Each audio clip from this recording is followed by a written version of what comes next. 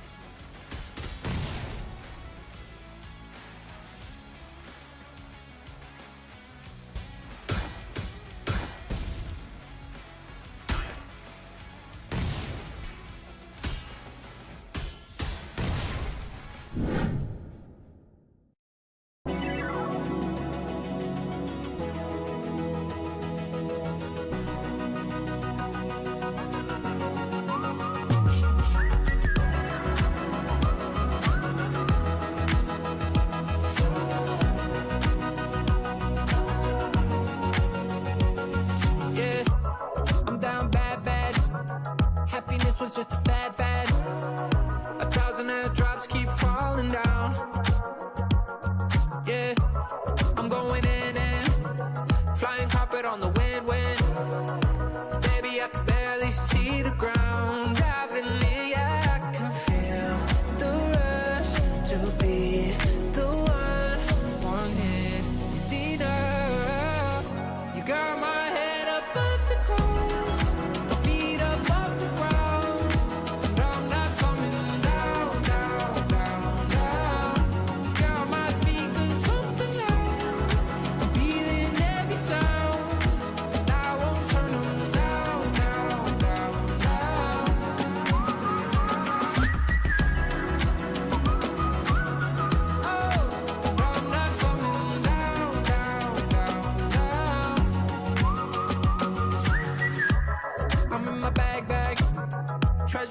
raise the flag, flag.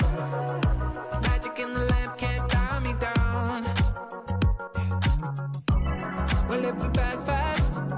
Baby, even if we crash, crash. You gas me up when I'm breaking down. Driving me, yeah, I can feel the rush to be the one. One hit is enough.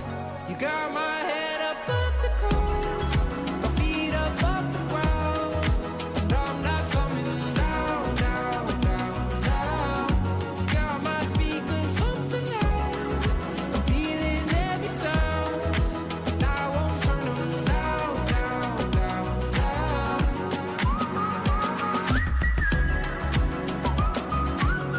Oh, and I'm not coming down, down, down, down.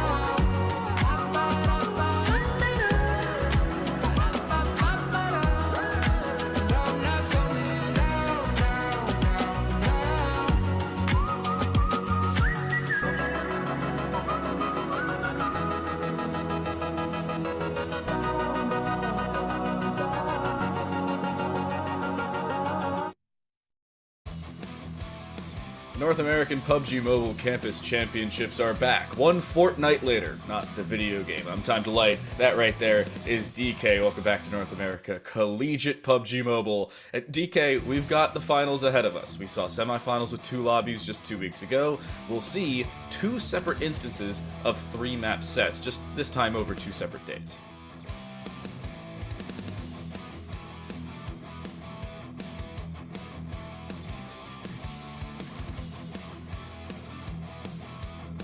Okay. It probably helps if I hit the unmute button, right? Otherwise, we are going to be playing a little bit of Mimictionary. I mean, I'm pretty good at miming, but, you know, I can only take it that far. But so I'm pretty excited to see what the teams are going to be bringing in. We're mashing together both lobbies that we had in the previous session. So I'm very, very excited to see what kind of homework these teams have done and just what exactly they're going to be bringing to the battlefield here. Well, you're talking about miming. Let's see if I can mime our way over to look at the teams. I think maybe almost pushed the screen that way. Oh, I'm so good. Here are the teams of the day. We've got 16 teams, 8 from each of our 2 semifinal lobbies from just 2 weeks ago. Yorkville University, Fanshawe Campus, Toronto, University of Canada West, Algoma University. Notably, there are 2 separate Fanshawe campuses. One of them is the main campus, the other one is the Toronto campus. You'll see the Fanshawe College here. There's the Centennial Colts. There are 2 separate Centennial rosters as well. Keep an eye on that. Valencia College, University of Guelph Humber. And you have to say, DK, a lot of these rosters, big names, some of them just barely squeaked in, but this is a whole new lobby. I mean, you want to talk about a close call, right? We had a very, very contentious play coming through here. And, I mean, it's well-deserved, right? When moving into the grand finals, you want to see the best of the best in the collegiate scene right here, just busting it out, looking to see who can secure themselves those victories. And, of course, there's going to be quite a bit on the line here. So, I mean, as we've said before, right, we've got a few familiar names, a few familiar faces that we've seen come through from our teams here. But I want to see who's going to be the one to rise to the top. Well, we can see what these teams are fighting for in terms of the prize pool. The top of each is total numbers in terms of US dollars per team. The UC on the right side that you see, say that too many times, is for each individual play. You can see per team and per player. First place will pick up $6,000 across the rest of the team. And this is in scholarship money as well, so this goes straight technically to the colleges, but in lieu of the players themselves. Saves them a bit of money to go to school. Yeah, it is going to be opening up quite a few opportunities to them. And I mean, there's nothing wrong with a little bit of that MVP reward coming through as well, right? So if you manage to land yourself up in the top team, aside from walking away with your own 5,000 UC, you're going to be getting an additional 5,000 UC on top of that. And we were talking about additions right now, right? Seeing like while we're busy doing math. So in addition to the $15,000 scholarship that we've got going here, we're also going to be having the top 6 teams that will be receiving some great merch kits, right? Yeah. For some reason, I can't say merch kits back to back here, but whichever way. As you can see, the kits are going to be sold with some cool PMCC loot, including some t-shirts. We've got some hoodies in there, water bottles, we've got mugs, we've got socks, we've got stickers, notebooks, whatever they need, it's all going to be in there. And I mean, what an outstanding giveaway this is. So, who do I talk to at the PMCC to get one of these? Because I will totally steal another hoodie.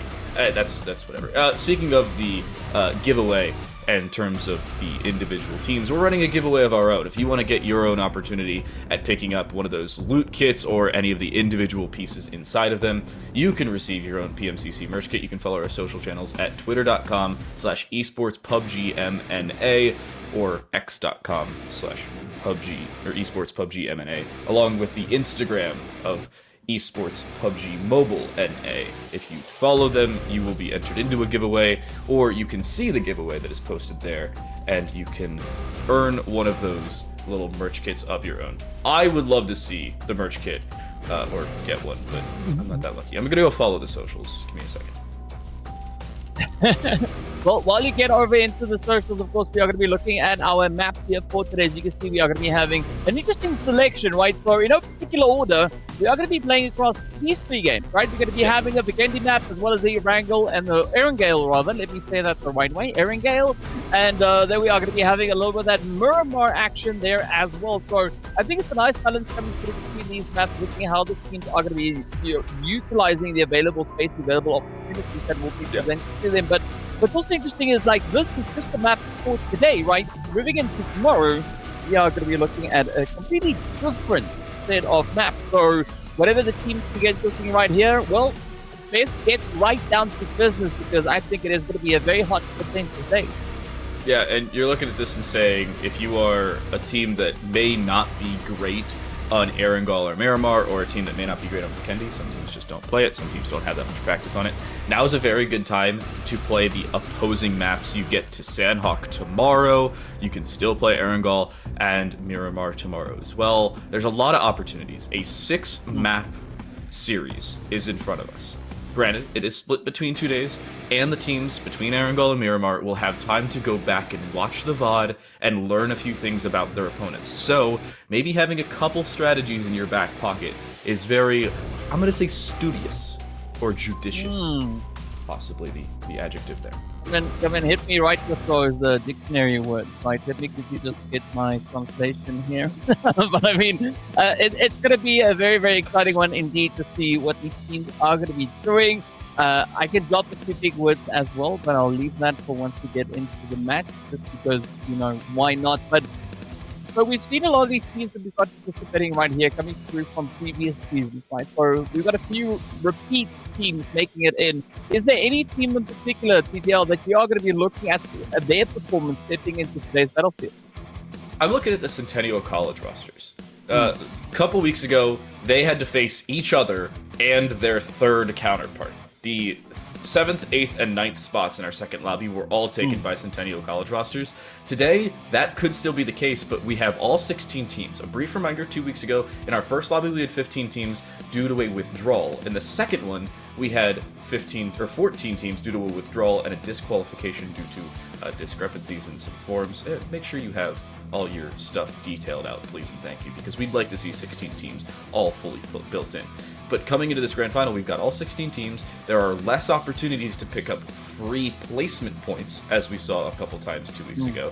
But that also means there are more opportunities to pick up kill points. So it balances out overall, and I'd like to see some of these aggressive teams who can pick up kill points, especially earlier on in the game, have those opportunities to do so, should it be afforded to them as we move into Miramar first.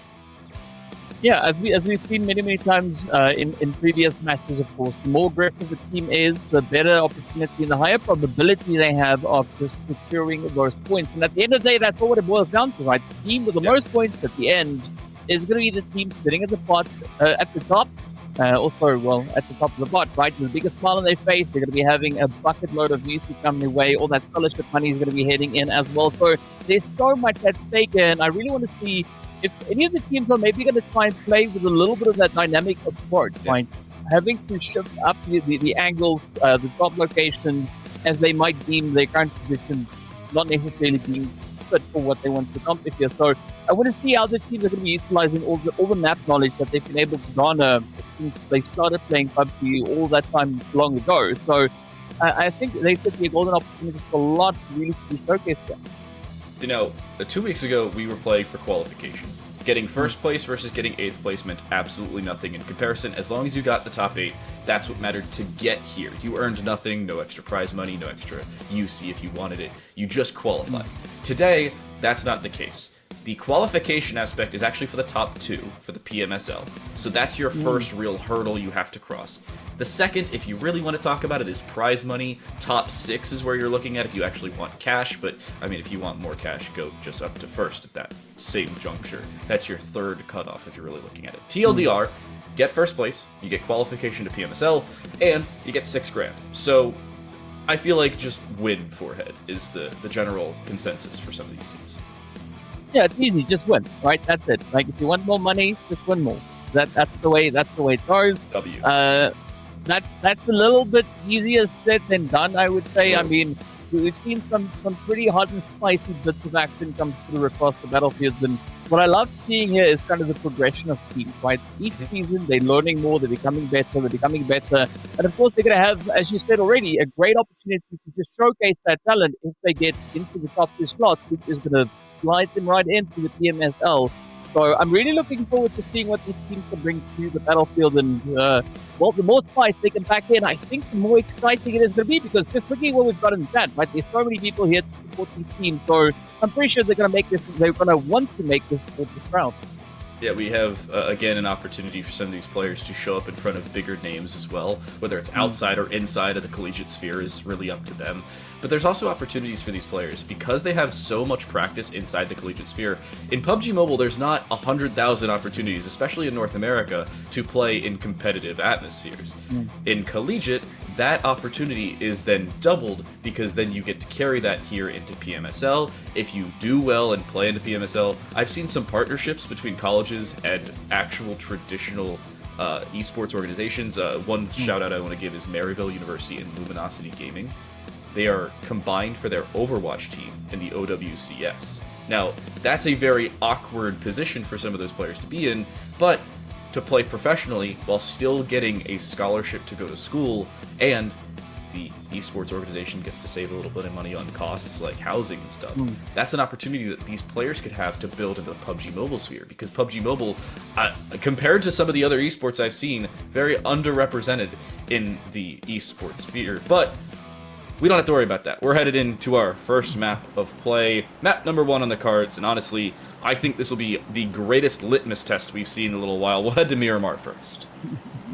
I mean, I don't think there's anything wrong with the litmus test, so yeah, there is going to be quite a bit of an opportunity, quite a bit of an angle. Let's see how everything is going to pan out as we are going to be pushing our way upwards and onwards and maybe even further on forward.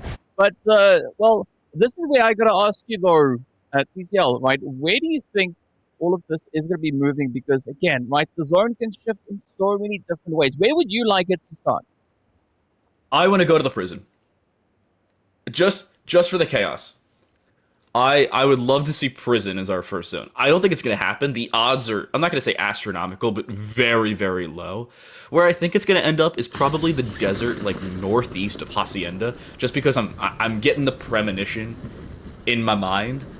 Is it probably going to go there? Maybe not. But that's my hope for this one. We'll see where some of these different teams are headed. Puerto Preso seems to be a little bit focused on. The Self-Made Squad going southeast as well. Region 8 Infinity. Alongside, I believe, the other Centennial roster. No, the other Centennial roster's in gray today. They're headed up towards the trailer park in the northwest. But it doesn't seem like anybody's landing directly on top of one another, except for inside of Los Leones, where we have -7, Region 8 Infinity, and I believe that's no green card. Yes, it is. No green card, all inside of Los Leones.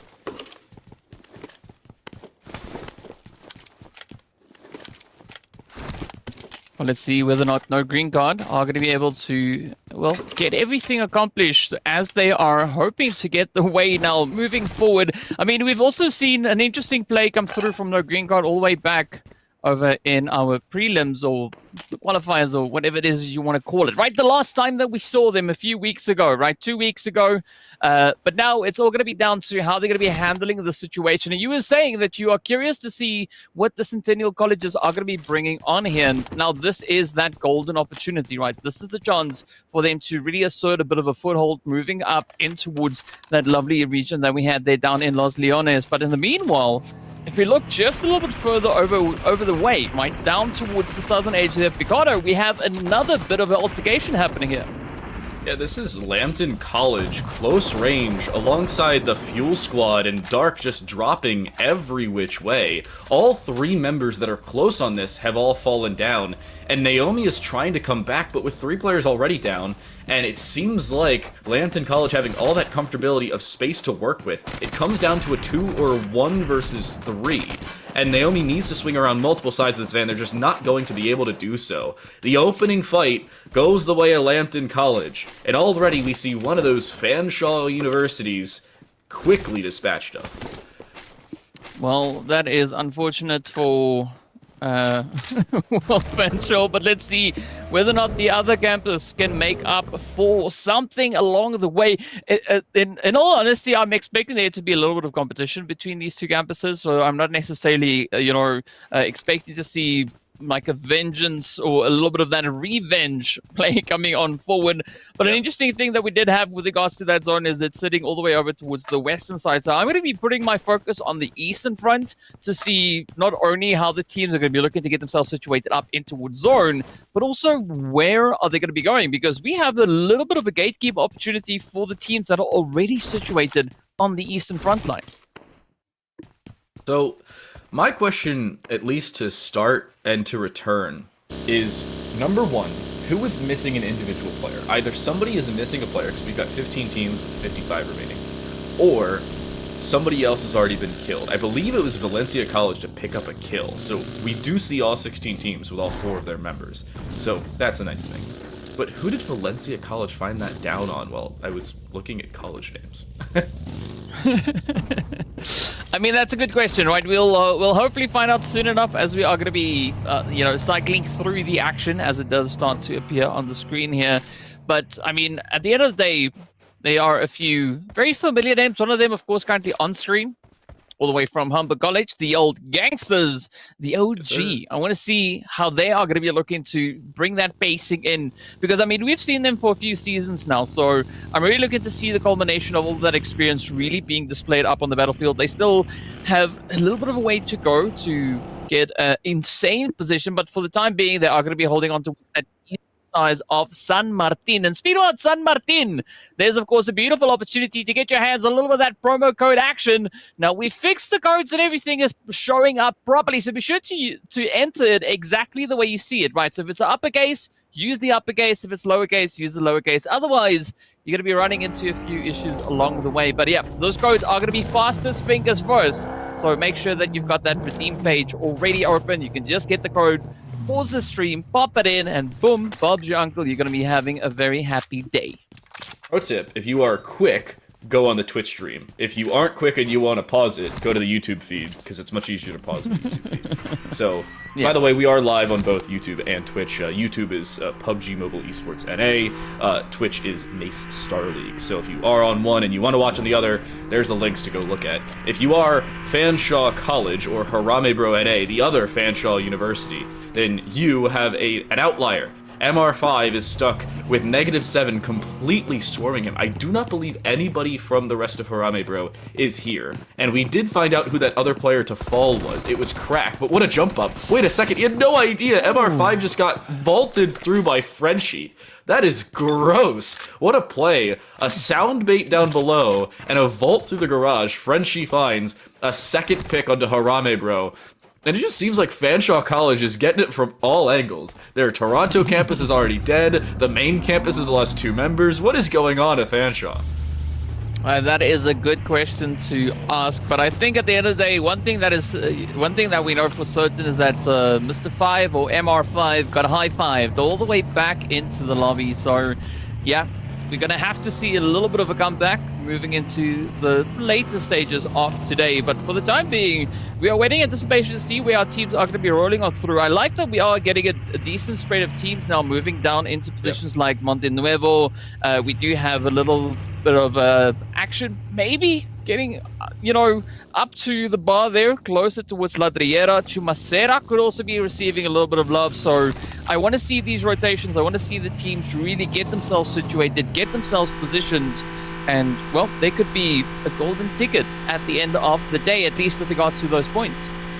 I want to ask you, because we talked about this principle last week. There's the principle of the teams that love to get into position early and stick around there for a little while, and there's the other one where the teams like to rotate about as late as possible and try and take advantage of the chaos. Which one do you usually play by when you're actually playing the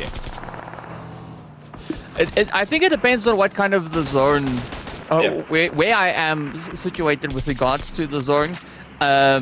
Because sometimes I would just take the plunge and push up into its center zone if I'm feeling a little bit frisky. Other times, if I'm not necessarily feeling that way, I, maybe just play a little bit more towards the edge of the zone. But it all comes down to what your squad is like, right? Yeah. Where the strengths are. Are you capable of handling those hot and sweaty situations up into its zone? Because if you're not, you're a little bit safer towards the edge of zone. But we've also seen edge of zone getting quite, quite jam-packed with teams. So, yeah, it's a difficult call to make.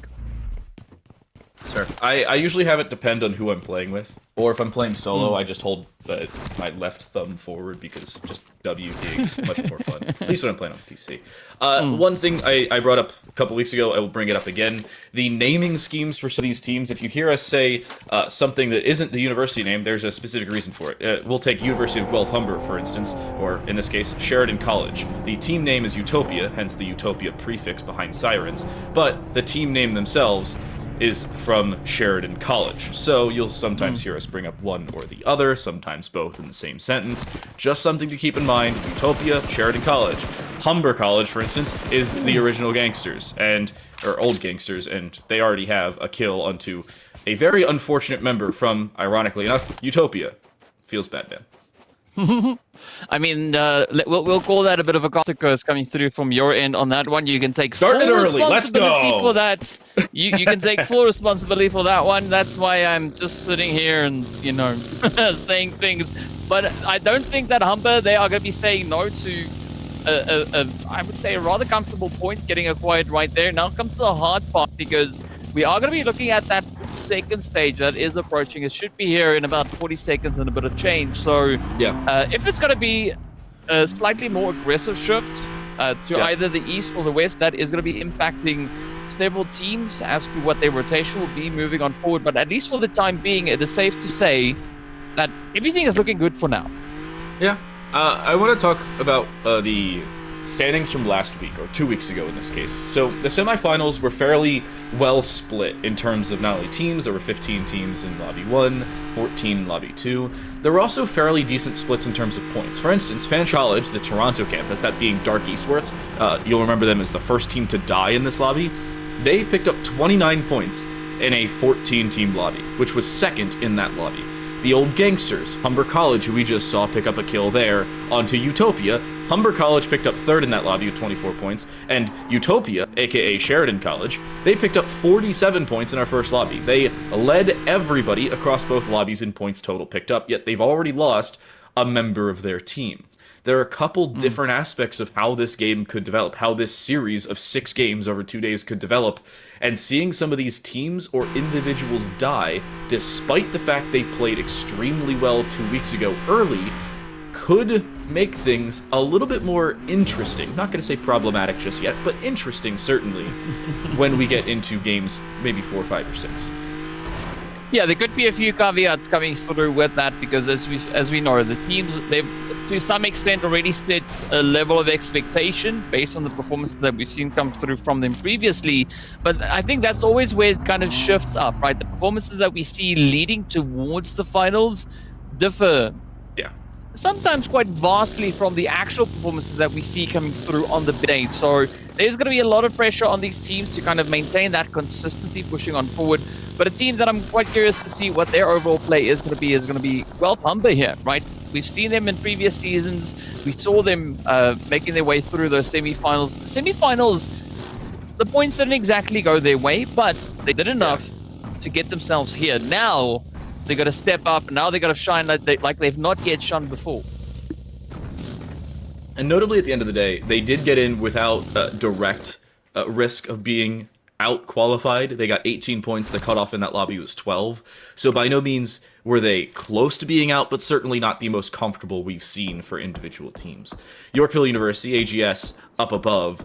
Nemesis has a level 3 armor, level 3 vest, a 2-bag, and 360 rounds of 5.56 ammunition. I've always wondered what different people bring. I'm always the one that carries like 94 grenades, and then there are people that have like 400 rounds of ammo, and I'm wondering, where do you store all that? But my first question is going to be, where do you put 94 grenades? Like, I know exactly where to put 400 rounds, but I mean, 94 nades, that is a bit excessive, but I guess... level 3 bags. I mean, if you've got the capacity to hold all of that, you know, go for it. But yeah, you were talking about a little bit. We did see the vehicle having a bit of a tough time, just crawling itself all the way back up that hillside. But now, as we are approaching, well, phase number 3 or stage number 3, we do see some interesting rotations being made all the way down towards the edges of that zone. I mean, we can see Seneca over here. They're going to be just stringing themselves along. Well, I say that because their name also is String Esports. So there's going to be a lot of opportunity. And I think there could maybe be a little bit of a play going over towards that western side of the zone as we see them now attempting. And some teams take these vertical angles and have very good opportunities with them. I've seen others take them and then have to move later on. I was actually watching PAS yesterday for North America, and we saw teams have difficulties getting down from the high ground they thought was going to be ever so valuable. Obi-Wan Kenobi is not the end-all be-all of fighting principles. High ground doesn't mean everything. But it is still something that teams like to take full advantage of. Nemesis taking some views down, but it doesn't seem like all this is going to change much. No green card occupying a warehouse and a shack, but we can see where we currently are on the map. Where is this zone pulled? As of right now, the desert northeast of San Martin and Hacienda is not viable, but directly west of it looks pretty good for a couple of these teams, and that high ground we were talking about earlier seems fairly valuable as it stands. Yeah, high ground, especially moving into this portion of the zone, could definitely be the difference between coming into some trouble and, you know, causing that trouble. So let's see who is going to be looking to get themselves situated. Self-Made also going to be taking a little bit more of a cautious approach, as we can see them just holding on towards that southern side of the zone, deciding whether or not they are going to be amping up the aggression, and I sincerely hope they do, because we saw back in the semifinals that in their lobby they were the most aggressive team, coming in with 28 eliminations. So I want to see that play, right? They made themselves out to be an aggressive squad. Let's see it happen now. Where is Utopia? Am I missing something? I can't see them on my screen. They're not dead, I know that. There's still 15 teams alive, but they must have been hiding behind like another team or in the same general vicinity of them. I'm looking around. I see Self-Made, Region 8, AGS. I think they're just north of AGS. That could be it. Yeah, that makes sense. No, they're east of them. I just couldn't read. They were hiding behind a crate. That's where they are. They're sitting just northwest of San Martin. Don't mind me. They did a great job. Yeah. Great job. Honestly, how do they hide behind a crate on a map? That's got to be like professional skill. It depends on your zoom, right? Zoom is everything when it comes to spotting teams out on that map. One squad that does not have a difficult time spotting teams, as they are showing right now, it's going to be the University of California, Davis, right? As you can see, Self-Made starting to find a little bit of momentum. They got that knock. They're going to be using that opportunity to get themselves situated much, much closer. So let's see whether or not 7, 9, 6, and 3 can light this one up, as they are going to be just full sending it right on forward. Wow! Somehow, 7's got taken down. I don't know how in the world Dash ends up uncrouching from behind that car and still finds the angle before being taken care of. It doesn't seem like that's going to be a finished off kill, though, and that's the most important part of this. As of right now, it becomes a 2 versus 2. Self-Made has lost both 7s and 3s, and that refrag has to come through quickly before they lose too much to recover. Nade's being prepped, but you have to worry more about the gunfights than you would otherwise. This nade has about a second and a half left on it. It'll be thrown, but it'll find absolutely nothing other than hydrogen and oxygen, aka thin air. And this has to become more of a front side fight that's just Selfmade is not taking. And they still have to resurrect a player that's stuck on the top floor of a building that they don't have current access to. Now they do. Well, if you're talking about fresh air, you got to remember to add there needs to be a little bit of that nitrogen in there as well, right? It's all down to the balance. But well, speaking about the witch lore, we are going to be looking to see what the eventuality is going to be here, right? Selfmade as well as the players here from the Intimidators are going to be holding quite steady over on towards the edge. You want to talk about teams? It's still California Davis that we can see, and of course Lambton College just up ahead. But the problem with the situation is both teams are substantially neglected with regards to their distance from the zone. Yep. So there has to be a play made here, right? They need to get themselves out of this. So looking at Selfmade, well, they've now decided that they are going to be looking to pick up all the eliminations they can find. They've got a one player standing between them and the opportunity to do exactly that as we see a quick flash up the window. The knock is in, but there we go. 9 is going to be the one to seal the deal. And now they can focus on getting the rotation secured. Meanwhile, it is going to be Quantum Polytechnic, rather, that are going to be looking to light things up as we find them situated all the way up towards the north. There's Utopia! TTL, you were asking where they are. Unfortunately, as of right now, they're dead. They've lost 2 of their members, and it's down to Sirens and company on the low ground while fighting between not only them, but they have a team to their south, they have another to their east. By no means are they safe. Now, Lambton went down earlier, but they did pick up 5 total points, so by no means is this a bad first game for them. Certainly they'd like more out of it, but it's not a bad first game. The problem for Utopia, as of right now, they've sat at 0 points for the entirety of the game. They haven't picked up a single kill thus far.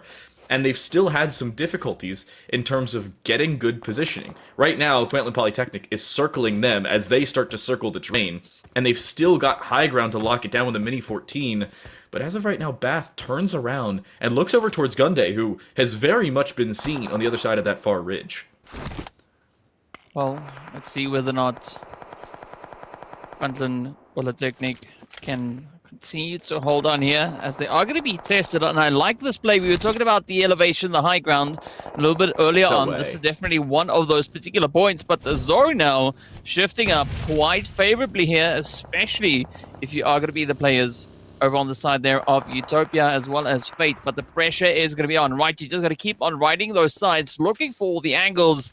But I'm very surprised to see that Queensland Polytechnic, right, they don't have the full force up here. Even looking at what we've got happening here with Bath, I mean, there's no support here. And Bath being very isolated here, nobody else can get up here. Not only are they currently isolated, but they can't even get up there if they wanted. You can see the high ground difference between Bath and the rest of their team. Everybody's very isolated. I don't believe that Gunday can scale this as easily as they'd like to, so even if they wanted to go for this, it would be a very difficult feat to do so. That nade, very short. It's like me trying to throw a football over about a 70-yard throw. It's just not going to get there. But Fate seem to be fairly unconcerned with that at this point. They're still looking for the rest of those members of Utopia. And the University of Guelph Humber, we were talking about them, no green card. They currently have no HP. Yep, that's unfortunate, but it's going to happen at some point. So now in the meanwhile, you're going to be looking at Bath. Ooh, reinforcements. The cavalry has come on in. So let's see what they can do with the 2-piece now. They are going to be looking to just try and improve the overall situation that they've got at Utopia. They're not going to be moving an inch, just waiting for the opportunities to align. In the meanwhile, we do see the players there from -7, aka Valencia College, also now starting to pop off all the way over on towards, I would assume, that far western side of the zone. But this is the tricky part, right? We're already in phase 4. We're about to hit the closure of blue now starting to come on through, and we are still sat with 13 teams in this lobby.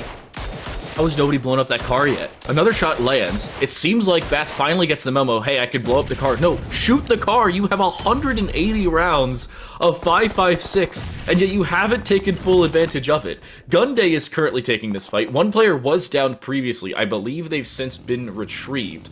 But Shaw being downed, now you're at a much higher risk, and Sook seems to be aware of it. Nade will land short, but just barely. Things start to become a little bit more concerning for Queensland Polytechnic as this fight starts to develop, but they do still have not only the high ground, but the angles they need to take the fight. Shaw got up there because of the buggy, so at least some support has gotten there, and somehow Angry Springs have lost a member via self-suicide with a buggy.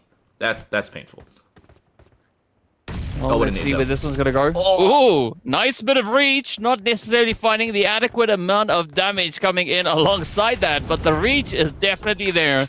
And this is now a golden opportunity for Gunday to really bring in the heat, bring in that pressure. But looking at the terrain, it is going to prove to be somewhat challenging, especially if you're trying to go vertically up that wall. Definitely got to try and get yourself positioned, as we did see the zone taking a beautiful shift now further down towards the southwestern side. But this opens up the opportunity for a team like Seneca now to come knocking on the door, right? String just locking in those sprays. Let's see whether or not it is going to succeed. Well, there we go. The hit is in. One down, a few more to go.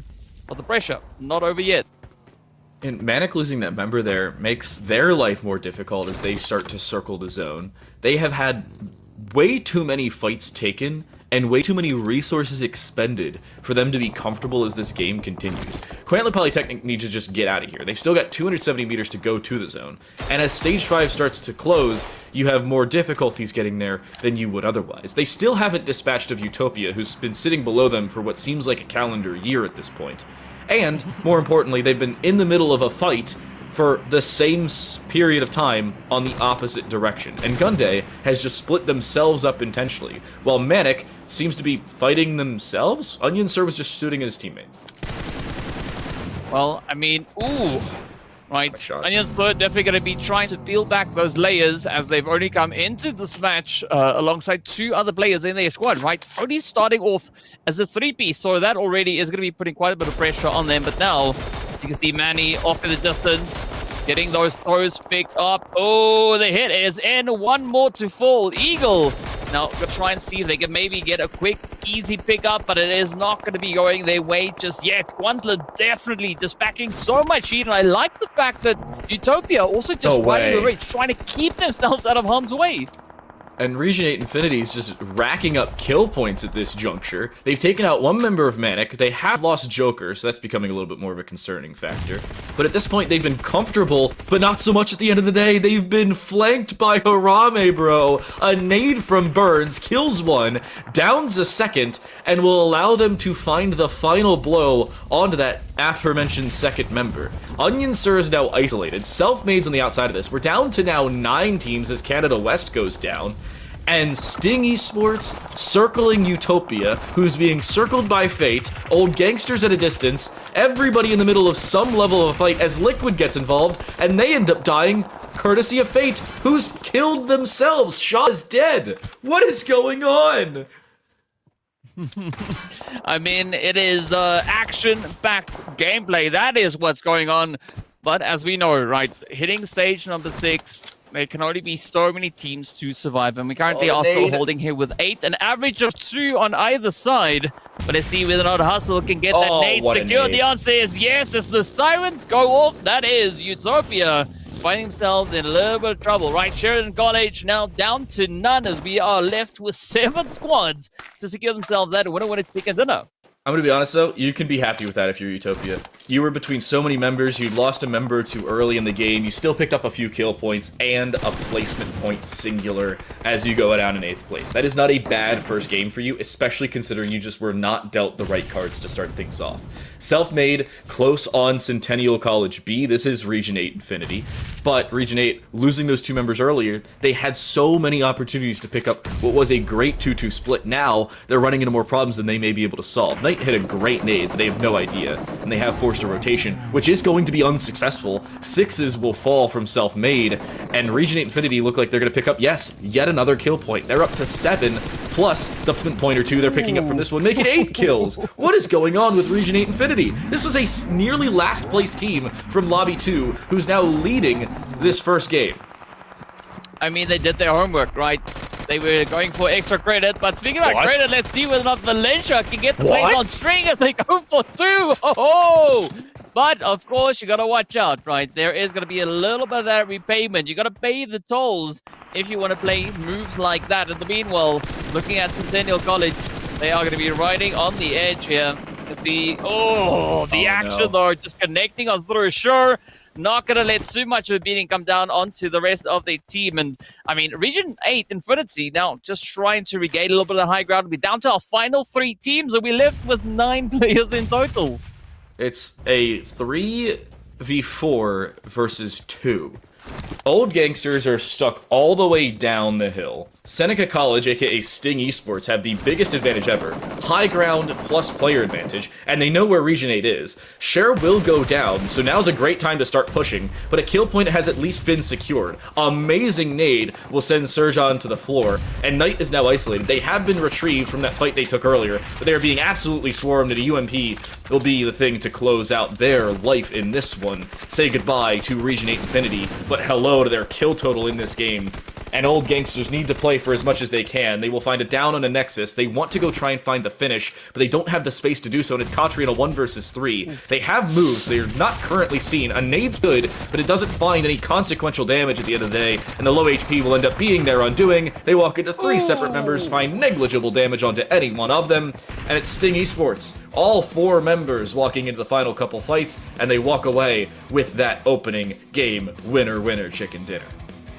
I mean, if it's on the money, it's on the money. And what a contentious play that we saw there. I mean, all the way from zone, like, full, right? We had so many teams all just crammed into a very confined space. So you just got to appreciate the level at which these teams are able to kind of just keep that pacing going. But, you got to give the respect where it's due. And it's going to be going straight over to Seneca College, locking in that winner chicken dinner. And boy, does it taste fine. That is a great game from them as well. The game itself was good. They picked up a fair few kill points at the end of things, but you have to point out this is a team that did not have the greatest of showings coming out of their own lobby. They placed 3rd, it was okay, but they still had 2 teams that were very much above them. This was our most valuable team. Centennial College B, aka Region 8 Infinity, 9 elims, nearly 1,400 damage, and a 3rd place finish. If I've done my math correctly here, correct me if I'm wrong, it's 14 points out of game 1. That is a superb start, especially on a map like Miramar.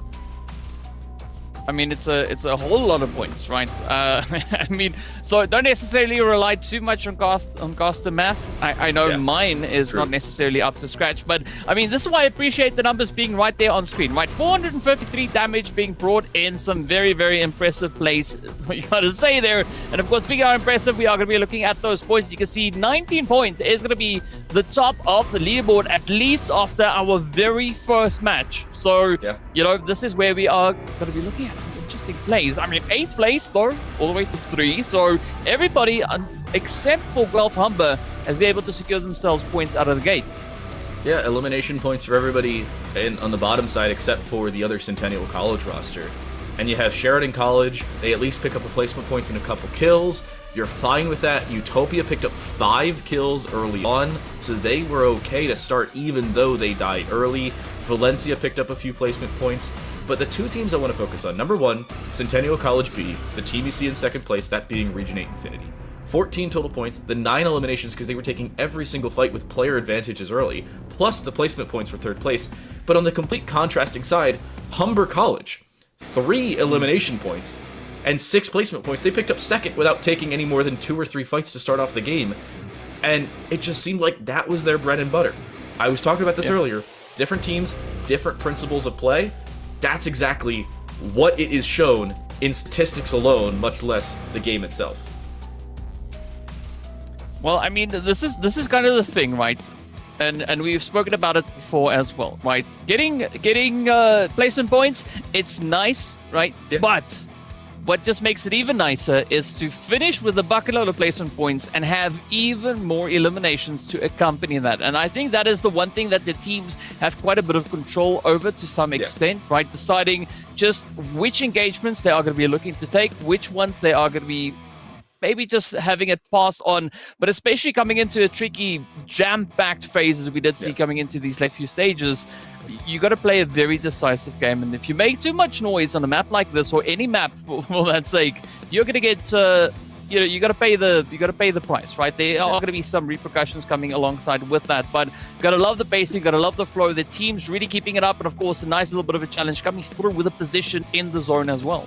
You're talking about elimination points versus placement points. The most placement points you can pick up in a single day of play, that being 3 maps today, is 30. That is 3 separate winner-winner chicken dinners. We have not seen a team pick up any more than 2 winner-winner chicken dinners. And, for example, Utopia picked up 27 eliminations. That is 28 points out of our first lobby in semifinals. In terms of placement points, only 19. They had a winner-winner chicken dinner, a second place finish, and a 6th place finish. By no means a superb day in terms of placements, but they turned that around because of their eliminations. It is the devil you know versus the devil you don't. The unknown variable is always other teams, and I hate algebra. Make sure you control as many variables as you can, because you escape with as many points as humanly, or in their case back in the semifinals, inhumanly as possible. We're going to take a break. When we come back, our second map of the day, when the PMCC North American Finals continue.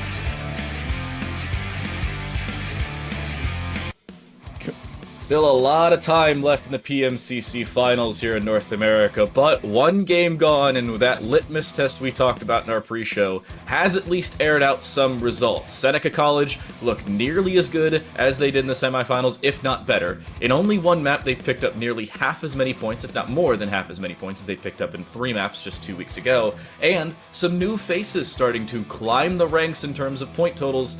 It's looked good through Miramar, at least on Time to Late. That right there is DK. And DK, coming out of Game 1, a lot of surprises, but a couple fairly cohesive results for some teams. Yeah, I mean, the cohesion, it was pretty evident looking at how the teams were kind of just following through with their pacing, how they were looking to get those positions and angles secured. But Miramar sometimes is a little bit of a challenging start, right? Because it is such a vast map. And there's so many different strategies and positions on the map in particular that you can look to try and, take occupancy off, of course, depending on where the zone is going to be going. But I think a good trade-up for that is, of course, the next map that we are going to be moving towards, right? We are going to be heading straight in towards Erangel to see how these teams are going to be translating all of the aggression that we've not only seen in previous weeks, but also that we've just witnessed over on towards Miramar. And maybe there could be a little bit of a shift as to what the tactics are the teams are going to be bringing out to the battlefield. So I'm curious to see how they're going to be approaching this. It's also the difference in how high ground is seen on Erangel. We saw this 2 weeks ago, where Erangel, like the mound near shelter and all that fun stuff towards like the center of the map, was the most occupied part of the map. And I gotta say, I was like, am I on Miramar? Did they just like paint it green? What was going on with that? It was very exciting. So if you want to go back in the VOD, go watch it. Again, 2 weeks ago, I think it was our second lobby where that happened. But coming into this game, we saw a couple teams have some disappointing results in terms of kills, a couple teams in terms of placements, and one team in terms of both. No green card, flatting with 0, and just not a great finish for them out of game 1. They picked up 18 points in our semifinal lobby back 2 weeks ago. Today, we saw Seneca pick up 19 in the first game alone. A lot of things have to go no green cards way if they want to return like we saw them do a couple weeks ago. Yeah, and I mean, the nice thing is, at least for these teams, they're only looking at 3 matches here today, so there is, it's not going to be too mentally exhausting to try and push through it. So the teams will definitely have an opportunity to keep on building up with that momentum, and I think that's where Game 2, Game 3 comes in clutch, because whatever the teams weren't able to accomplish coming in off of the back of Game number 1, they could definitely look to rectify that moving on forward here. But they really have to then bring it in, right? They got to get those strats, to get those angles, get those plays to lock in, because, I mean, after Game 2 comes Game 3, and after Game 3 comes Day 2. So, you're running out of opportunities, running out of chances. So the sooner they can get that ball rolling, the more the teams will be able to benefit off of that. So now usually this principle is extended into more traditional tactical first-person shooters, not battle royales, but I say anything that happens in the first half can be replicated the opposite direction in the second. The only problem with that is if a team, let's say Seneca College, pick up 2 more games and they pick up 19 points each. For all of you who don't like math, I don't blame you. I don't either. I'll do the math for you. That's 57 points coming out of 3 games. If no green card picks up even 10 or 15, they'd still be trailing by 30, 40 points coming out of just day 1. And sure, you can pick up that many points in day 2, but there's no easy way for you to predict or prevent Sting Esports or Seneca College from then picking up more points in day 2 unless you literally target them on every single drop, which is not only unpredictable, but is nigh on match fixing, and don't do that.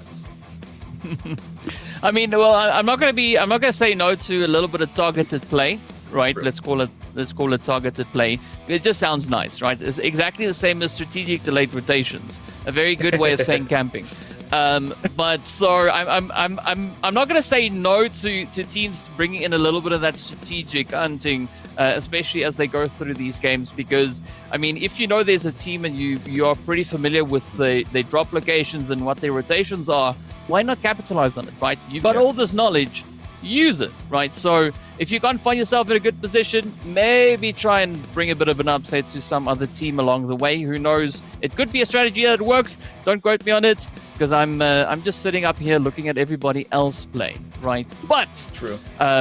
There is some hope in that, and I want to see whether or not the teams are going to be looking to maybe start utilizing all the VOD reviews and info that they could have garnered over the past week, 2 weeks, because there's been a lot of opportunity. And as we know, right, we broadcast all these things. We look all the way back in previous seasons, so you can definitely start building up a bit of a database as to where the opposing teams go. And having some new faces in, yes, there's a little bit of that uncertainty, but I want to see the teams really starting to rely on the knowledge, right? Their map knowledge, their terrain knowledge, how they can potentially look to strategize and try and outsmart their opponents. I'm also looking at the difference between the maps coming into the second game. We saw a lot of delay in how long those fights took, or how long they took to develop coming into Miramar, because teams, yes, they wanted to focus on positions, but they didn't know what positions they wanted to then take as early as they did until Zone 4, Zone 5. We still had 13 teams going into the start of Zone 4, which is a lot, to say the very least, especially in a 16-team lobby where 2 of them fall fairly quickly. Coming into Erangel, I feel like that number is going to dwindle a little bit quicker, because while yes, there are more overall points of contention and POIs that you want to drop. By no means are those POIs as viable later in the game. And as that late game situation starts to develop, those POIs become much more principled and focused by individual teams. And more importantly, we saw in Miramar, teams didn't have to focus on buildings to play for positional advantage. That's not the case on Erangel. You need some level of building or a set of trees that you need to miraculously find safe. Whereas that's not as easy to do, especially because there are less of them in smaller zones. Well, yeah, also on a map like Miramar, there's not a lot of trees left, right? But we've seen that same kind of situation happen on a map like Erangel.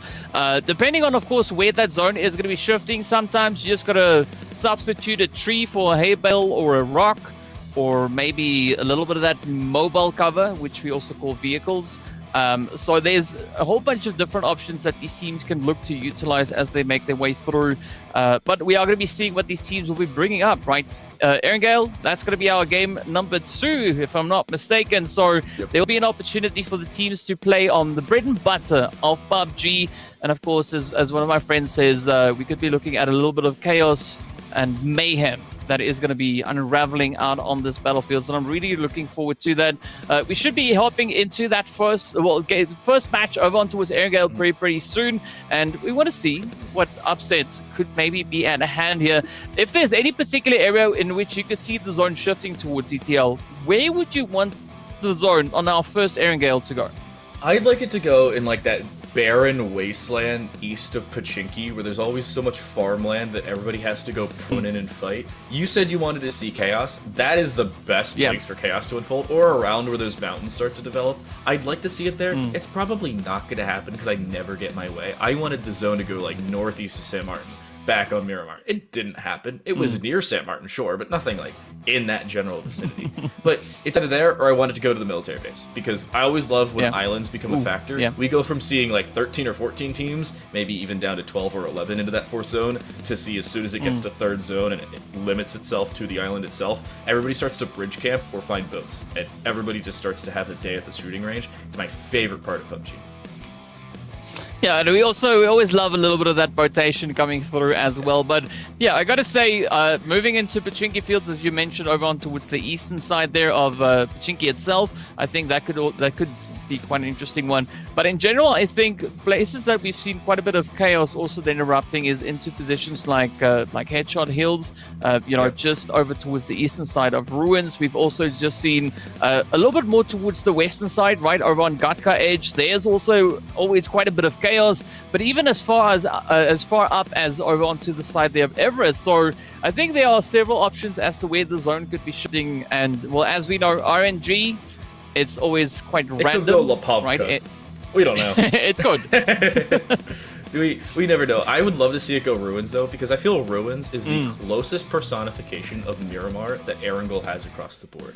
Because there's limited trees for most of it, and it's a lot more environment-based, based off of the topography of the places you're attempting to play, rather than the trees or buildings you're trying to hide in. The side of Ruins that doesn't actually have buildings is my favorite part to see people play. I hate playing it. I'm awful when it goes to that side of the map. But when I see people play it, it's much more fun because I don't have to deal with it myself.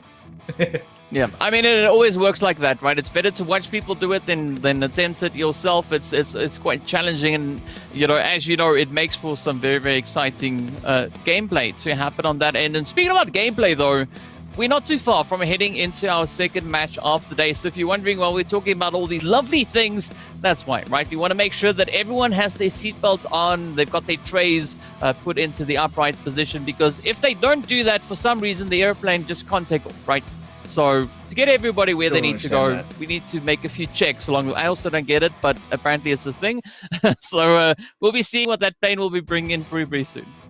The cargo plane, I feel like at that point, everybody's just like lined up. You ever seen those military movies where everybody's lined up in the cargo plane and one guy's always asleep and the rest of them are like, how in the world is he sleeping on a loud cargo plane with the propeller engines? It's a whole thing. It's always a conversation in every military movie. Somebody's always asleep.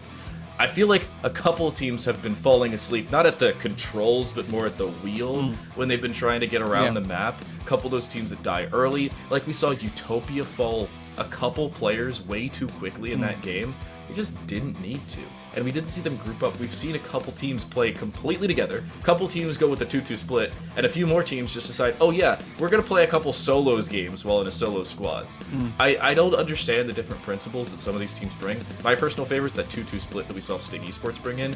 It still has some risk, like we saw -7 find a couple downs, but by no means is it the end-all be-all, because you still have not only some redundancy in a couple players elsewhere, but if you play it with correct angles, you can go and play with your teammates just from a distance. We'll head into Erangel, our second map of play. Sting Esports in the lead as it stands. 19 points is the current number to beat, at least out of an individual game, and Sting more than likely will find more than that coming out of the second game as well.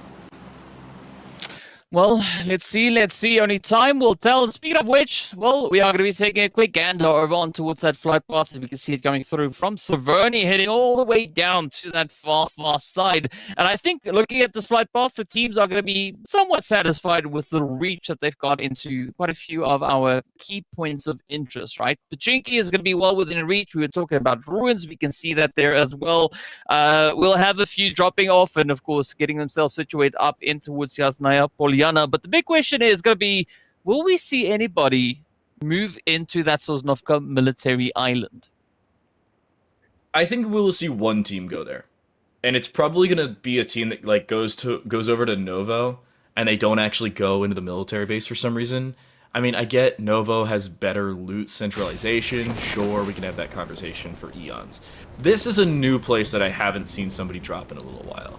Chef is going to drop like south of the big mountain, which I don't really see teams drop at all that much, or individuals at this point. But I'm going to bring it up again. Last time we saw Utopia, we saw a couple players have difficulties in picking up team support because they drop isolated from one another. That could be the case for them as this game continues. The other note, this is Rude Dudes from St. Clair College, all in about the same position with Sting Esports from Seneca, all around this south side of Milta, and they all have dropped south side Milta, not a single one on the north side of the road. Well, I'm seeing at least 3 teams up in this region, and down onto Millie, we've got more than one, right? We also have 3 teams moving up into that military island, so there's going to be quite a bit of pressure over in towards the southeastern side of the zone. But as you pointed out, we've got Sinclair College now going to be holding a little bit more on towards the western side of things here, so I'm curious as to whether or not they are going to be looking to gatekeep a potential angle, or are they going to use this to break away and get themselves all the way into that western zone? So it's a western zone, but it's also a little south. You can figure that out as whiteboard runs north. The number at the top right of your screen is pulling a little bit towards that south. So you have a decent position to get over there, especially because of where that plane went.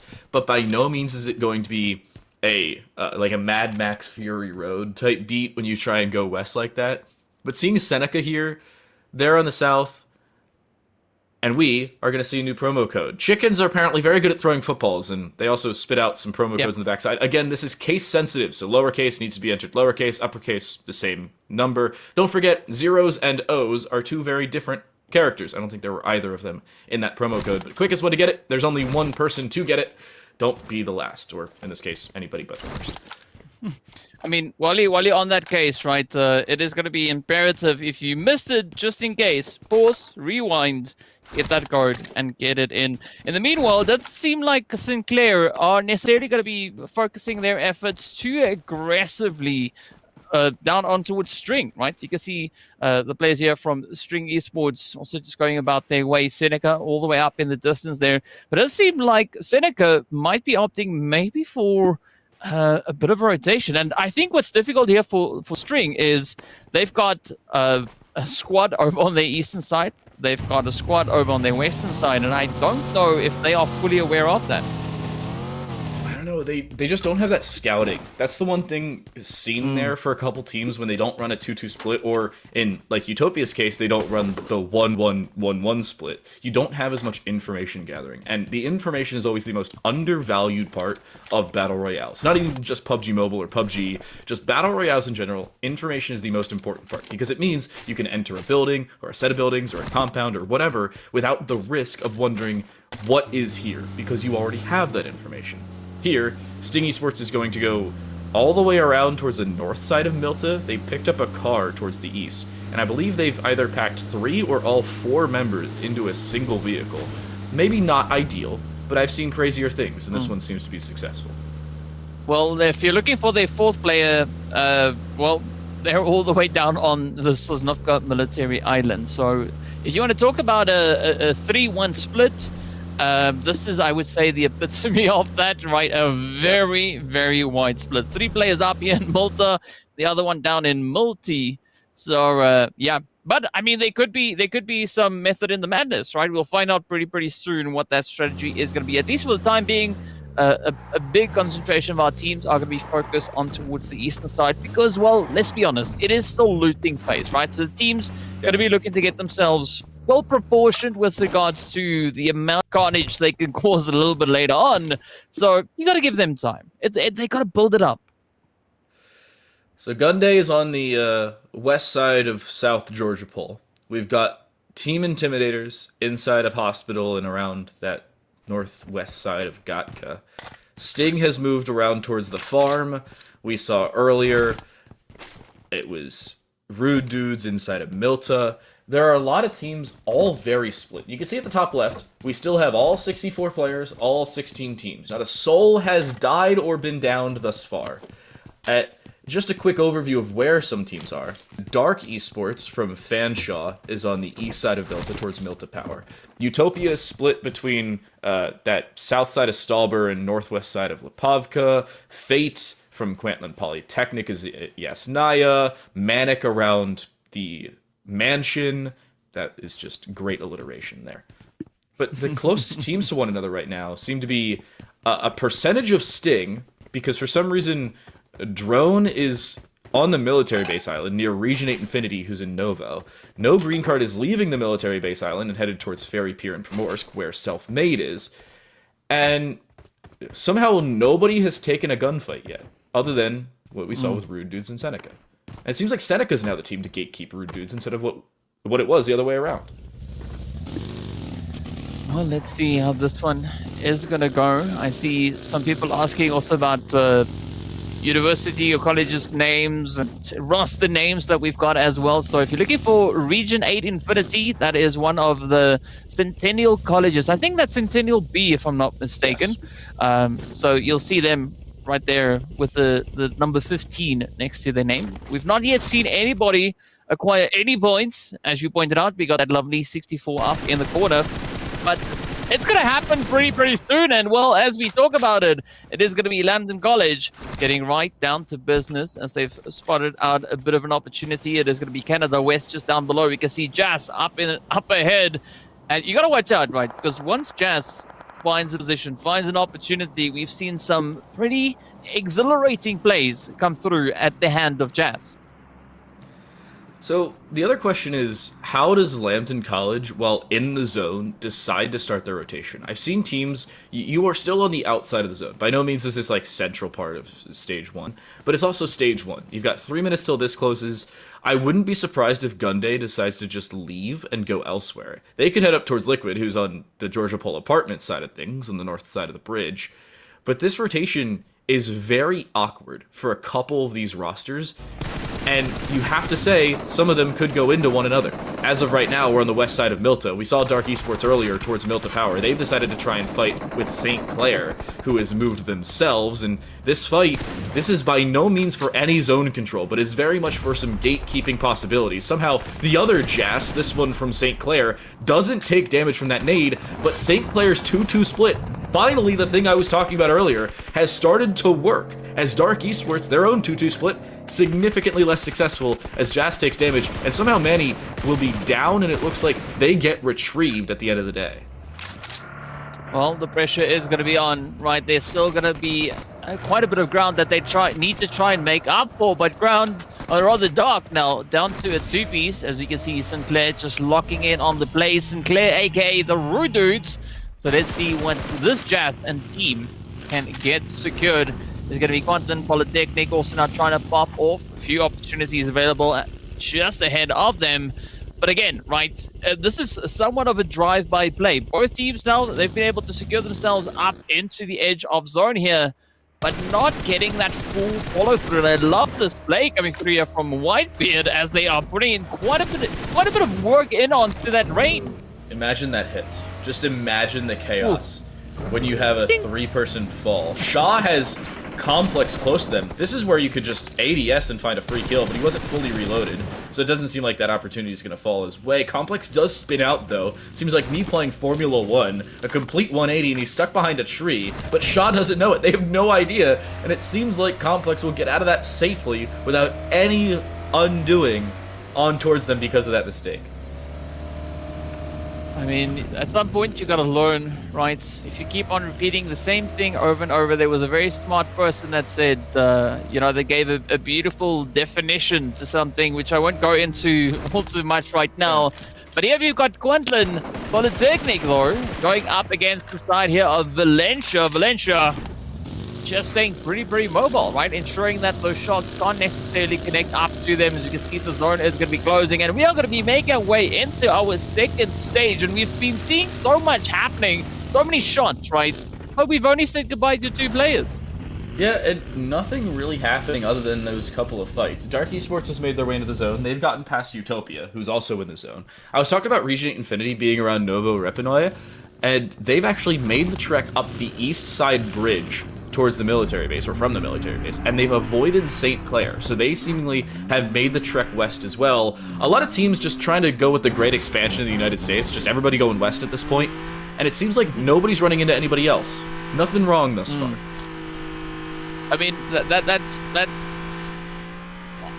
quite odd, because you would imagine, looking at the sheer number of teams just cramming up in towards the zone, that at least someone would find someone else, right? Yeah. There has to be a point in which they start bumping heads. But, of course, at the end of the day, we are still sat here in stage 2, so there's still quite a bit of a zone to utilize. I like the fact that it's also now shifted a little bit more towards the western side, bringing or reducing quite a big portion of the playable area. So this is going to be putting quite a bit of a pressure of the teams already situated within the zone, and we are yet to see quite a few outlying teams get themselves secured. So, yep, there is still going to be a few plays to be made. Self-made, again, bring in a very similar rotation to what we saw all the way back over in towards Murmark. They're pushing up from that southern side, so let's see whether or not they can find some success. In the meanwhile, it's going to be Centennial College B, aka the players here all the way from Region 8 Infinity. Now, going to be trying to reclaim a little bit of territory, a little bit of ground over on towards the east, but they are still a long way from zone.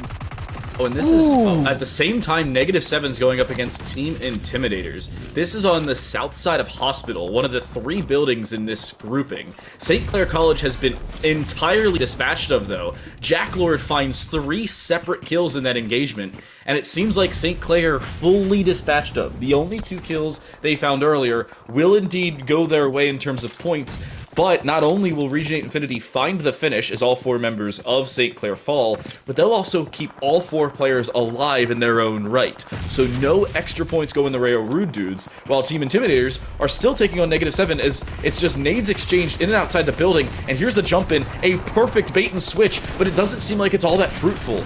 Dash wants to find more kills, they'll find a finish and a down, as Valencia College elsewhere will be eliminated, and here they'll die. Did they just die to a player outside? Yeah, they did. Team Intimidator still had a player upstairs. Oh, no. Well, let's see. Maybe there could be a bit of a surprise play to be had here. Only time will tell, but this could be a serious case. Hide and seek. We can see Snake Eye off in the distance there, looking to get a little bit more aggressive, as they are poking and prodding all the way up into the Angry Springs, aka the Yorkville University crew. In the meanwhile, it's going to be Canada West just starting to descend. The lovely Everest giving up that position. And I mean, Everest could actually be such a phenomenal position, as I'm assuming, or kind of low-key hoping, that the zone is going to be pulling a little bit further back on towards this eastern side. In the meanwhile, also, Seneca College here, TTL, they just cleaning out the blue. Yeah, they have a couple kills from earlier, and they haven't done a whole lot afterwards. They're in the same principle of we don't need to do all that much if we're not forced to do all that much. And they will get into the zone. They're not going to take all that much damage because, again, it's only stage 2. This is not a consequential position for them to remain in. But Region 8 Infinity, their rotation, unlike both Fate and Sting, is up north towards Rozhok and the north side of Georgopol. They'll cross before it hits Georgopol, but they will very much make it to the zone without anybody within, I'm going to say, almost a kilometer of them. They'll have a decent bit of space to them. Well, I mean, you could never go wrong with a little bit of space, right? Might as well try and capitalize on that opportunity as best you can. And I think that's only something that's going to be valid for the first few phases. Once we get into the later stages, the dynamic is going to change up considerably. But for now, let's see if the teams can really make all these range engagements eventually work out in their favor, especially down on towards the southern side, right? Because so many hills, so many angles for teams to try and take and, you know, just poke and prod at the opponents. And I'm hoping to see those plays really come to fruition. So, notably enough, coming out of game number 1, St. Clair College, one of the 2 teams that have fallen already, only had 2 total points.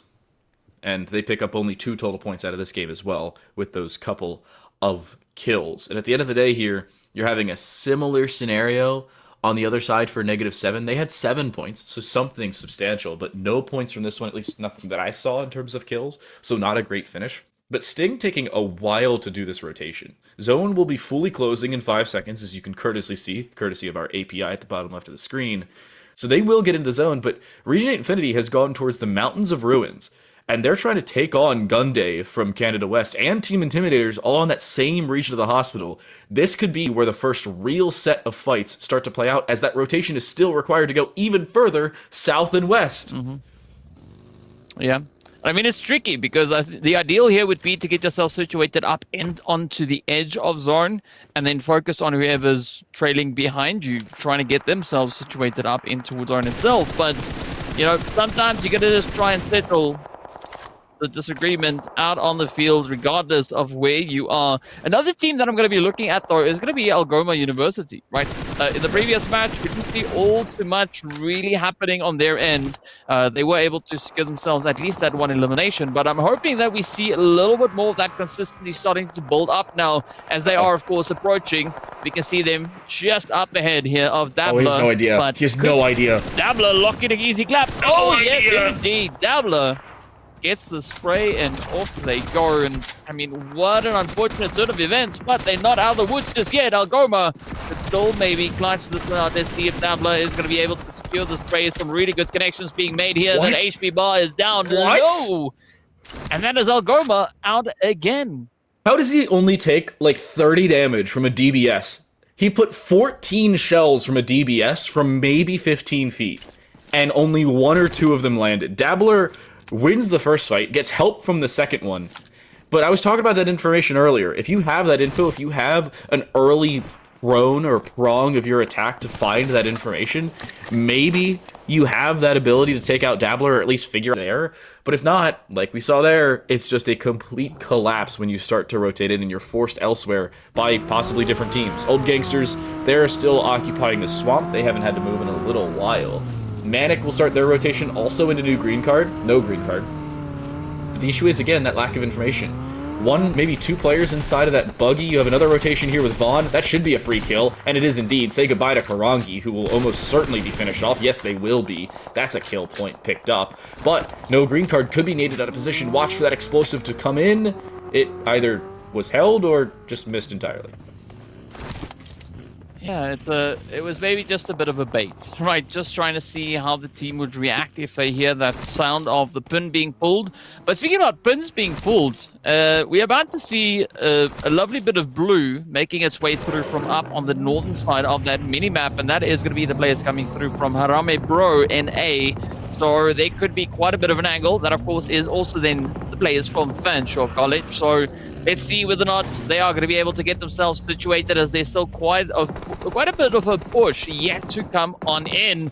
And they've got 2 other teams before they even enter the zone. As you can see already, Canada West, they're going to be pretty focused in on the plays at hand. Yorkville now just breaking down doors. They're not going to wait around for anything to come their way.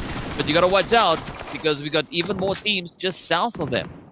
So they've got, in 3 consecutive compounds, Canada West with Gunday Esports, Yorkville with Angry Springs, and No Green Card from Guelph Humber. All in 3 consecutive compounds. And even one further past that is Manic from Centennial College. You have Fate from Queensland Polytechnical the following hill. There is just a line of succession in terms of teams. And even north of that, you've got Region 8 Infinity, you've got Fanshawe of Harame Bro, you've got Region 8 Infinity alongside them. This is an insane set with the Intimidators also up there.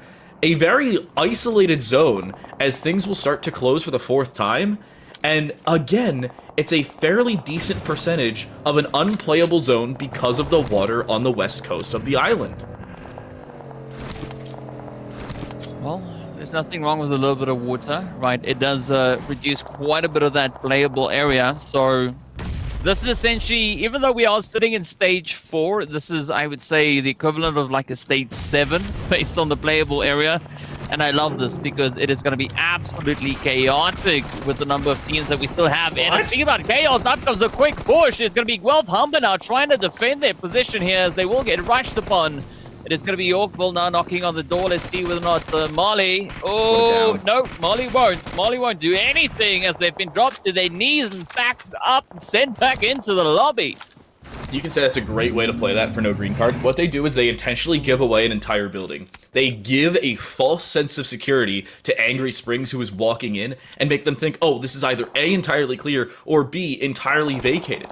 And as soon as they do think that, well, they die because they overextend into a position they thought was entirely clear. That is a great decision from No Green Card. Again, I'll remind you, everybody who missed Game 1, that is a team that entirely had 0 points out of Game 1. A team that had 14 points out of Game 1 will finish with very few out of Game number 2. Region 8 Infinity will go down in 11th place. They are gone and quick. This is a much better opportunity for a couple teams, including, you guessed it, No Green Card, to pick up some fairly decent placement out of this second game of play. Well, decent placement is definitely going to benefit them quite a bit, right? It's a nice little add-on on top of the aggression. But we are still a little bit of a way away from that, right? We have now only seen 6 other teams fall. And the placement point territory is only going to start creeping in once we hit that 8th position. The old gangsters still going to be slightly wary as they do have quite a few teams now just held in their vicinity. Going to be looking over on towards the players that we've got coming in here from Dark, right? Dark also still trying to find that angle, but in the meanwhile, Hustle is going to be knocked right on down as they will not be allowed to enter. The old gangsters just keeping this whole position under lock. Atri definitely with some laser and aim and focus. You can see Dark also making a play rather, trying to just find an angle, find a push. And I mean, for Fanshawe College, there could potentially be a few points up for grabs here. Self-Made, however, is not only split, but they've already lost a member. Great nade! Oh my goodness, what a throw! You're not supposed to catch those, Mr. Nines, but unfortunately he does at the end of the day. A return nade towards Bath, a complete mortar strike in his direction, somehow not seeing the Fate player from a distance. Kotri with the last bullet will find a finishing blow onto Dark Esports, who should exit in what is 10th place. And, oh no, wait, no, Ajmer lived there. It'll be Harame Bro, the other Fanshawe squad, to exit in 10th place, as it's No Green Card to find more final blows, and more importantly, more kill points. This is free games for the University of Guelph Humber. Wow. What an angle though. But let's see if Humber can find even more. We can see them already sat there on, well, 6 as we are slowly updating. You know, there's just so much happening out here. But I gotta say though, this is a good step up coming through from Guelph Humber, right? 10 points on the board. See if that is going to suffice those. We still got quite a few other teams having to try and secure any additional points they can find. The play is on now. Self-Made, aka California Davis, are going to be holding it down on towards the southeastern side. We see String and Utopia just over on towards their western front. The old gangsters still holding nice and steady up towards the north. But I think, at least for Self-Made, there's a nice opportunity just holding onto that ditch. As Humber, in the meanwhile, they're not going to be sitting around waiting for anything to happen. They're going to be rushing on forward. But you got to watch out for those AKs, those DBSs. Because up close and personal, ooh, absolutely devastating. But it's now just down to Preddy to see if they can lock in the spray, already reducing the HP bar of Howard here quite a bit. Siren's coming through a beautiful nade, but that is it. Preddy follows through, gets the hit, and that is nearly the 8th elimination now secured for the team in totality. And not only that, but it's Manic now down to 2. There's absolutely no chance that Hayed has an opportunity to get picked up. They will find a resurrection inside, but they could be naded in that position. Being enclosed is by no means a safe position to be in. Sting now being encroached upon by Utopia, and it will be Onion Sword to fall. Watch that kill feed. Centennial College will lose their other team as say goodbye to Manic, but now with Sting Esports and Utopia close range, Nade being prepped will be thrown inside, but way too far. Sting is safe for the time being. A shot through somehow lands. Sheaf brings out a DBS of their own, but they don't know that the outside of this building is still occupied, and they may be killed from behind. Chief needs to turn around, and because of it, they end up finding a down. How in the world does that kill go their way?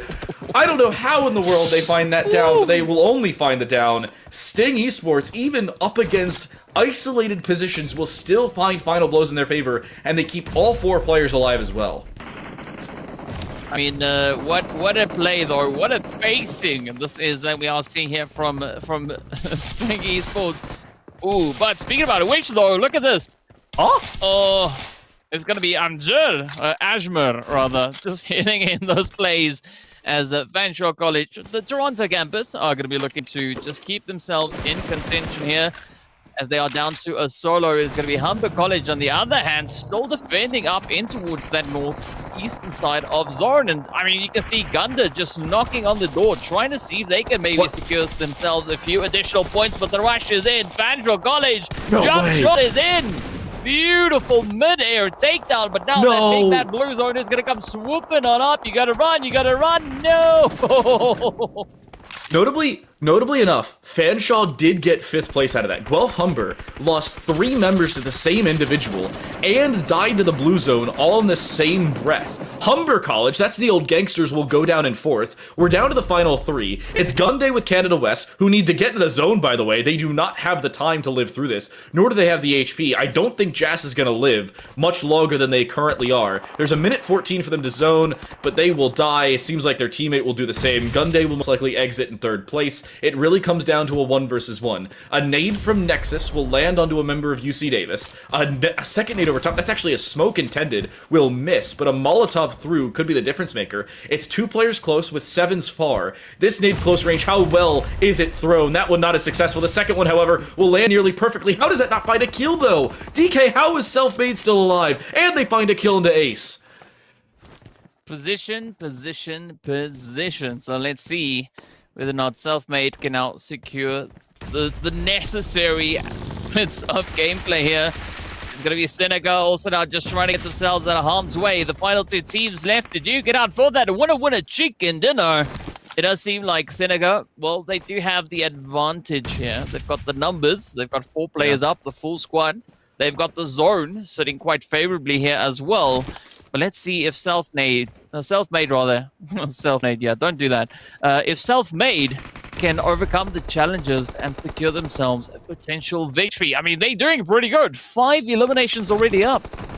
So the 2 problems for them, number 1, a good thing I suppose, Sting has lost Ace, so this does become a 3 versus 3. But the issue for Self-Made is they are not as close to the zone as Sting is, so they would be the first team to move. You can already see 3s has been the first player to move, but they're going around the backside. 9s has been down, but a sprayer on the side. 3s misses with the DBS, just not the weapon to have in that engagement. And 7s is in a 1 versus 3. They will have to do something as much as they can. They will be unsuccessful in that process. The high ground ends up being the difference maker, as is proximity to the zone.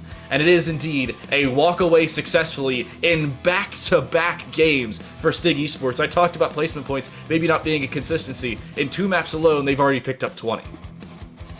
I mean, it seems like, Sting They really honed their skills over these past 2 weeks. What an impressive performance it is that we're seeing come through here from Seneca College. I mean, that was 19 points in the first match. Now they just add on top of that. I mean, what a performance. But you also got to give it up to the players there that we saw just now from Self-Made, aka the University of California, Davis, right?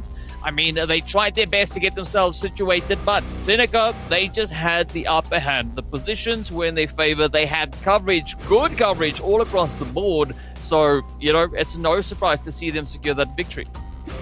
You know, you got to say winner, winner, chicken dinner for Seneca College. That is back-to-back winner, winner, chicken dinners, and by no means was it while they were comfortable either. In back-to-back games, they had players or full teams trying to shut them down from different positions, and they still sustained through it. Here's our MVP, most valuable player individually, Pew Pew, with 4 elims and nearly 500 damage.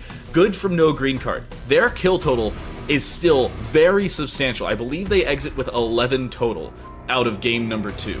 Which, that, alongside a couple placement points, is an amazing position for them to be in.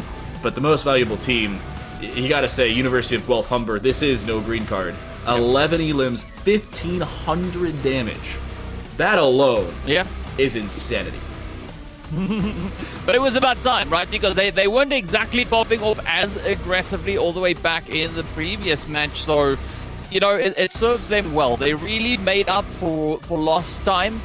They got sent out with a bag of donuts in the first game, so, you know, now they went back for a refund. They said, you know what, we don't want donuts, we want points, and we gotta go out there, we gotta get those. They got 11 elims, as well as nearly 1,500 damage. I mean, now that is quite a bit of a statement that they made in just this last match.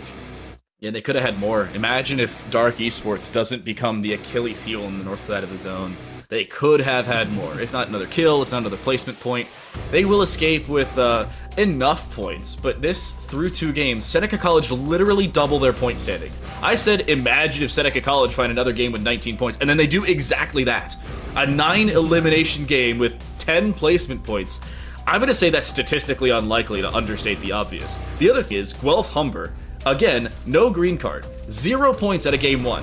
They're currently sat in 5th place with 13 points out of game 2.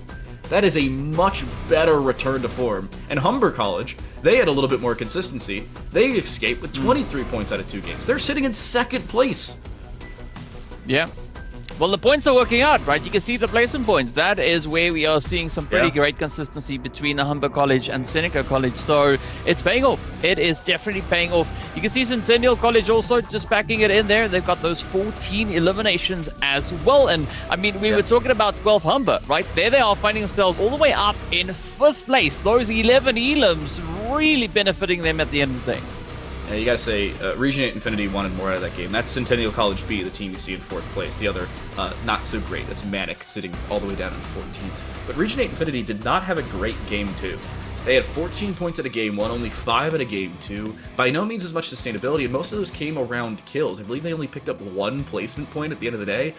Not a great finish for them to close out game number 2, and they wanted a lot more. They just didn't have the opportunities to find it, nor, honestly, the positioning. All those teams on the north side all had to move at about the same time, and they get caught in the chaos. But I think that is the difficulty of these zones sometimes, right? And I mean, looking at the shift that we had over in Murmur over to where Erangel ended, now there's quite a bit of difference in the terrain. So it's understandable looking at how things kind of play out in a different way. I mean, to some extent, right? Because Seneca College, again, winner, chicken dinner. That's the only thing I see. I think they kind of, you know, stayed consistent. Yeah, back-to-back winner, chicken dinners. If they get one more, then it's a turkey, right? They unlock it right then and there.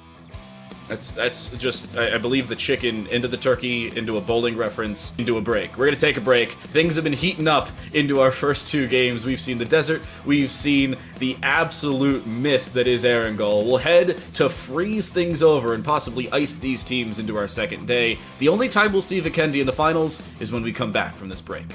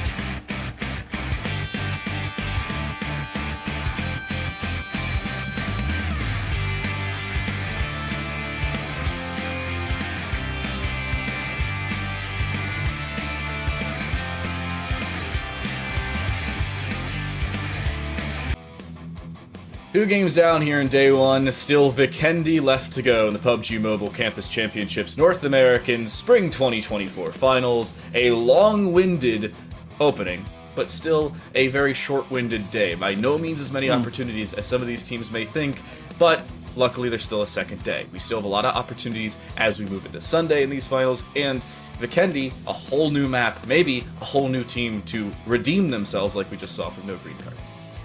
It would be nice. It would be nice if we could see another team step up to the plate to give themselves that win a chicken dinner. But as we know, well, we're going to have to see what these teams are going to be doing. And I think Vikendi is going to be a nice bit of a change up, right? We went from the desert into the luscious greenery kind of that we've got over on Erangel. I think the most luscious spot is, of course, going to be on Sanhok, but there's none of that today. Instead, we are going to be turning it down, as you've said, right? We're going to be freezing it over. We're going to be heading into Vikendi, and I'm curious as to where the teams are going to be dropping, right? Will we have a little bit of hot and sweaty plays up into VAR? Are we going to be having a little bit of action happening up in Villa, maybe over into Winery? There's so many different positions. But I think place that we've not really seen all that much action is Cosmodrome, right? It's not too often that we see the teams actually having the opportunity to fight there. So let's see how this goes. And I think with Vikendi also, just all the different shifts with regard to that zone is also quite interesting, right? We got the first one, which is always a little bit more dynamic, aka aggressive. It just throws a spanner in the works for a lot of the teams. So I want to see how they're going to be looking to anticipate these zone shifts. You know, in the past 2 games, I've said, oh yeah, I want the zone to go here. And then it's, in both instances, it's gone about 2.5 kilometers, mostly west, a little south. So, if I want things to go to Cosmodrome, the zone's going to end up about 1 kilometer off the northeast side of the map. So, it'll actually land on Cosmodrome. I think that's how it works. I'm going to see if I can Caster's Curse the zone. Again, it's RNG. I have no influence on that. I really wish I did. You know, I wish we could like have a ballot of where the zone goes in the production team, and we get to decide where it goes. That would be not the case. Will never be the case, but it would be superb at the end of the day. I do want to talk about in Vikendi though, how it's kind of a similarity between Erangel and Miramar put together. You've still got buildings and points of interest that you want to play in late zones, but at the same time, you can still play a lot of your topography inside the map itself. You don't have to rely on those concrete buildings or embassy, whatever else they're made out of. It's still very much viable to play outside of buildings compared to what we saw kind of there on Erangel. Yeah, and I think the nice thing also is, I mean, when you're looking at the water, right? What sets the water apart on a map like Vikendi is you can walk on it because it's frozen, right? It's not because there's some other, you know, some other stuff happening right there. So I'm curious to see just how the teams are going to be looking to utilize all the different positions. And yeah, I mean, you also, like you see in Miramar, right? We've got some nice mountainous spots up in Vikendi. So there's quite a bit of a dynamic terrain for these teams to try and work their way through. And well, the big question is where exactly that zone is going to be taking us. But I mean, I'm kind of curious whether or not String Esports are going to be able to be as consistent as we've been seeing them in the previous 2 games. Yeah, there's no way they fight 3 in a row, right? There's no way, right? I mean, be careful what you say. That there's no way that they pick up 2 in a row going into last game. And I think I've only seen a team pick up 2 in a row 1 time in casting either PUBG or PUBG Mobile, really any battle royale for that matter. And yet here they are, and it seemed like a fairly comfortable second win. It was very similar to how they picked it up back in map number 1. They had all 4 members alive late in the game. They took a decent fight where they had 1 or 2 players downed by a player or team they did not have all that much knowledge of before the fight actually happened. They still cleaned it up, they still win it, they revive the player or players that had been down, and then they seemingly make no mistakes the rest of the game, and they win a couple of gunfights. I feel like it was just deja vu, but in a much greener pasture. Deja vu. Right. Greener pastures, that's where it comes in. You gotta try it out. That was actually pretty good. That was I know. Sometimes I come up with some good ones, other times, whatever. It is what it is. And, well, what it is gonna be now is us looking forward to seeing what the teams will be bringing up into Vikendi. But I'm curious as to like what we could be expecting, you know, because we've seen these teams kind of work their way through the semi-finals as well. And I mean, back in the semi-finals, we did have Vikendi for both groups being their first match of the day. So I want to see if there's going to be a little bit of that potential consistency maybe trickling up here, right? The teams that have found success all the way in those first Vikendis that we had in the semi-finals, maybe locking in, right? Doubling down on their efforts coming into this one. I think that would be a beautiful play, unless, of course, it was String Esports, aka Senegal College, right? Because it's ridiculous, right? One chicken is fantastic. 2 chickens back to back, it's impressive. But going for a third one, I mean, you got to share, right? We've got 16 teams in here. We've got only 6 chickens to give away. Yeah, it's also like you're eating a little bit too much white meat at that point. You need to like diversify your palate. Go for something else. You can those greener pastures and maybe have steak during game 3. Hang out in Erangel. Let some other teams have some opportunities here in Vikendi, because just seeing the same. It's like watching Formula 1 if Sting wins another game. Just same person winning over and over. At this point, it's like, oh, hey, welcome to the battle for second place. Yes, that's really what watching Formula 1 is. That's actually what I'm doing later. But besides the point, what do you see moving into Vikendi? Do you see any obvious differences in playstyle? I mean, we just saw Guelph Humber go from, oh yeah, the most passive team ever and dying with 0 points to basically just aggressing onto any team that looked in their general direction. And it worked up until they kind of got disjointed and died courtesy of a solo. But they still were very good at a game 2. They went from 0 points to 13, and they're in a fairly comfortable 5th, 6th, 7th place general area. They've at least secured 5th through their second game. I mean, it's difficult to fault the performance like the one that you were just mentioning, right? I mean, if they are able to replicate this effort, you know, just really keep the flow going, moving into Vikendi, it's going to be absolutely phenomenal for them, because, I mean, they could be in very strong contention for that leaderboard. So I'm definitely going to be keeping an eye to see whether or not that could be the actual turn of events that we are going to be experiencing here. But as we know, it's all going to come down to what actually happens, because I think that's the beauty of Battle Royales, right? Is we can do all the research, we can do all the research and things that we want to do as much as we can, and it's all nice, right? It sounds impressive, it's all fancy and whatnot. But when it comes to the battlefield, right, if the team doesn't have the right zone, they don't have the right kind of rotation, and things don't go exactly the way they're supposed to, we have a completely different outcome. So there's always that level of unpredictability that is going to be coming through from these players. So I'm going to be looking at it. What do you think, though, right? Do you think that we are going to be seeing Vikendi maybe play out in a different way? I'm going to hope.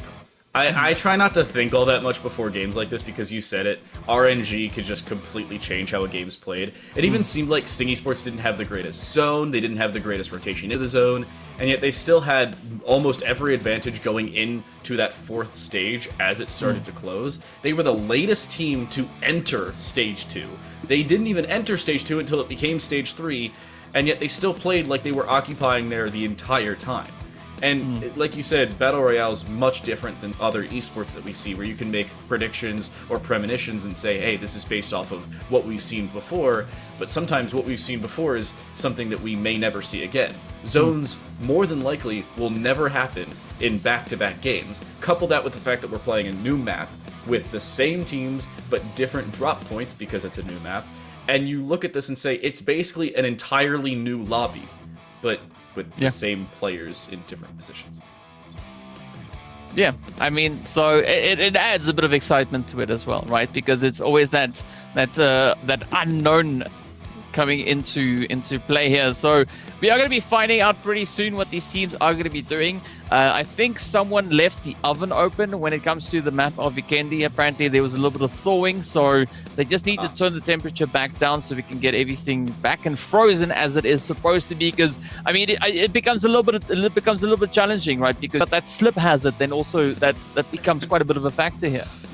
Yeah, you were talking about walking on water. I mean, you got to be able to do that if you want to play the map of Vikendi properly. I don't think there's ever been an instance of Vikendi where everything inside the map itself was not fully frozen over or just an absolute nightmare to play around. The ice is very awkward to play. You ever seen a Zamboni on like a hockey rink and how it can drift? in some unique instances. I feel like that's what happens when I try and play with like a Dacia on the bottom side of a couple of those lakes. I just get stuck, or I end up doing 360s. It's like the driving mechanics are scarily accurate, especially in like a mobile game where it feels like it needs so much more to render, and yet here we are doing perfect donuts on ice. I mean, donuts on ice, right? Could be a bestseller. Who knows? Right? Take things to the next level. You just gotta watch out for the shavings, because apparently it's quite cold when it hits you.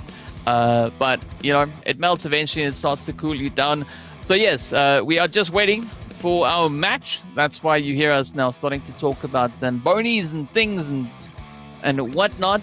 So yeah, we are about 2 minutes away from getting into the action, so we'll be heading into that. I think this is an interesting point where we could be also then asking our viewers, seeing that we've got a few people in chat as well, right? Give us your predictions, your honest predictions as to who you think is going to be clutching it up coming into the last match of the day. Do you think String Esports are going to go 3 for 3? Are they going to unlock that magical turkey? No way. Or if not them, who else do you think is going to be locking in that winner chicken dinner? Let us know in the chat, right? And while you're here, also go follow us on social media, right? All the links down in the video description as well, and we just see them come up on screen earlier. And in doing so, you enter yourself into the draw for that awesome loot kit, right? You get some beautiful PMCC stuff. Can I enter though? That's the big. I also want to be in the running for that. Yeah, I don't know. Maybe not. I'm also going to say, like, stringing off of what you said, give us your prediction on who you think is going to win and who you want to win. Because I think that Seneca's going to go for 3 for 3. I don't want them to go 3 for 3. It's not like this whole caster bias thing, but seeing the same team win 3 times in a row and basically determining a 6-map series in the first 3, it's like, oh, really? It's one of those, I want to see the competition play out towards maps 5 and 6 tomorrow. I'm okay if Seneca wins, but I want it to be close. I also want to see Guelph Humber see if they can develop some of their momentum out of game 2. And also, you were talking about Algoma with Liquid Esports. I'd like to see them play a little bit more cohesive and with that info. I talked about info at the beginning of Erangel. Yeah. Info is the biggest killer of teams, or in this case, the lack of info is the biggest killer of teams. Liquid thought, hey, we're going into a free compound. We're the first ones to get here. And magically, no green cards like, absolutely not, sit down, we've got 2 more kills in our favor. It's just a disaster. Yeah. When you don't play with that information, it ends up getting you killed more often than not, unless you're, you know, some deity playing with first-person shooters. We saw it there. Yeah. Well, I mean, we're going to find out, right? We're going to find out pretty soon exactly how that is going to be going, as we do have the lovely Vikendi loading up, right? So we'll be transitioning into that momentarily. So be sure to drop your predictions before we make it into that game, as we are going to be hopping onto the plane to see exactly where that flight path is going to be taking us and where the potential chaos and mayhem could be unfolding. Okay, I can see it, you can't. We are headed over Dobro Mesto to start things off. This is a very viable plane path for many teams, and a lot of times you'll see pick up a car and just head further south. You were talking about Winery, also a little bit of Milnar. Both of those could very well be picked up here, but it's going to be a much longer drop, or drop into a car into a drive. And the north side of the zone may see some level of play here. You see Davis headed towards Krishas, or see Quentland Polytechnic headed a little south with -7 as well. I really hope somebody goes Cosmodrome, or 2 teams go Cosmodrome. I just want to see a fight there. Imagine the high ground advantage you can play with. I mean, Perch at the top? Yes, please. Yes, please. But whether or not that is going to come to fruition, well, we'll find out eventually. I mean, it doesn't happen all that much, and no one is going to Cosmodrome. So, yeah, Dobro Mesto, though, on the other hand, is going to be receiving a nice little bucket of love, as we've got both Fate and String, both of them dropping there, right? So that is going to be Quentland Polytechnic University and Seneca College finding themselves in a potential hot and heated position angle. Let's see how this goes. And Centennial College B, this is Region 8 Infinity, already lost Knight. This is a fight inside the Villa with old gangsters. And both of these teams, I'm not going to say desperately need to win this, but they really need to stay alive. Winning it is just arbitrary down the line, but it seems like old gangsters just have better position. They will find a second, make it a third down. They'll also find a couple finishes in the same process. And Jack is in a 1 versus 4 here. Their position seemingly noted as well. They'll find it down, and they'll be quickly taken care of. I don't think we've been on the ground for more than 45 seconds, and our first team is already gone. Say goodbye to Region 8 Infinity. Amazing first game, mid-second game, and they would have been better off preparing for tomorrow already, because Vikendi will not be played again, especially by Region 8 Infinity. It's unfortunate, but it is what it is at the end of the day. So, Humber College, they're going to be happy. They're going to be smiling. They've got 4 points on board. Speaking about promo codes and things, right? Here is a promo code. Well, nobody said promo code, but I'll say it. And you were talking about the chicken being able to throw, you know, those footballs all over the place.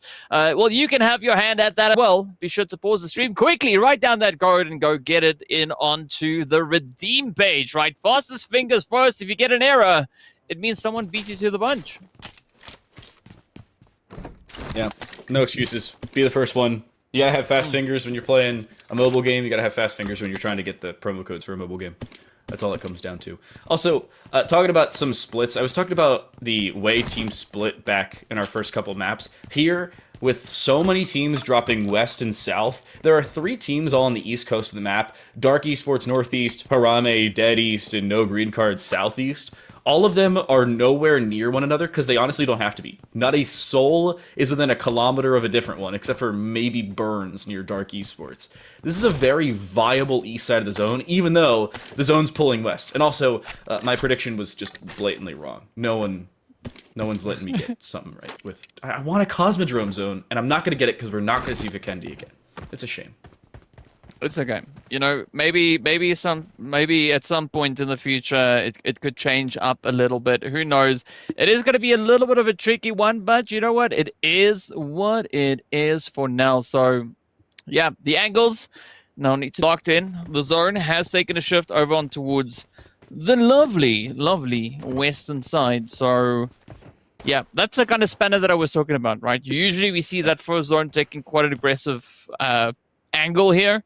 Now the team's having to do quite a bit of work, especially if you like Harame or Dark, who find themselves all the way on that far eastern side. That has to result in quite a bit of rotation to come on through. Speaking of rotations, though, here we go, right? It is going to be Yorkville University coming in guns hot as they run up into that southern side of the zone. And 3 members in the same car can be disastrous. Other times it's just efficient. Sometimes gas can be expensive. We know the current scenario in America. It's not cheap, so everybody pack in. Carpooling is advised, people, at least outside of PUBG Mobile. But if you're inside, you may want to avoid the same car because you could just be easily sprayed down. Sting Esports on the north side of Dobromesto. They've got Quantland Polytechnic on the south side here. You can see some of their outlines at the same point. This is a very chaotic position for both of these teams to be in if they see one another. If not, for all they know, they're safe. Algoma, however, is not. And just every time we bring them up before a game, they seem to take an early fight that just costs them. They've already lost 2 members. At least 2 of them are currently down. And near Manic, another team who needs some points, they are not a great spot to try and take this on. And Ding Ding, it might be time for the dinner bell because they could be out early. Well, one thing that I want to see come through from Ding Ding is 2 headshots, right? That would be one great. after the other, because that would make the sound of their name as well, right? So you just go, I would love that, right? Ding Ding coming in with a ding ding, and there we have it. Beautiful play. Let's see whether or not that is gonna be like up for grabs at some point here. In the meanwhile, it is going to be Seneca College for now, the team to beat, as they've been able to set quite a bit of a standard, right, in our first day. And I like this approach coming through from them because, I mean, DTL moving into tomorrow's matches, they're going to be set, right? They're going to have reduced stress. They're going to not have as much to worry about. And, you know, that will open up the plays that we could potentially be seeing coming through from them. So now, one thing I'd like to see from Seneca here, ironically enough, is slowing things down. I feel like it's a lot more viable for them to control their own destiny via not taking unknown fights than it is because they have to take fights to pick up more points, there's still a lot of time to pick up the same average of 9 kills per game, especially when you can avoid an opening fight where maybe you don't have all the loot you want, you're in enclosed spaces, which always introduces a level of unpredictability. You just avoid what could very well cost you. As of right now, we've only lost a team and a member.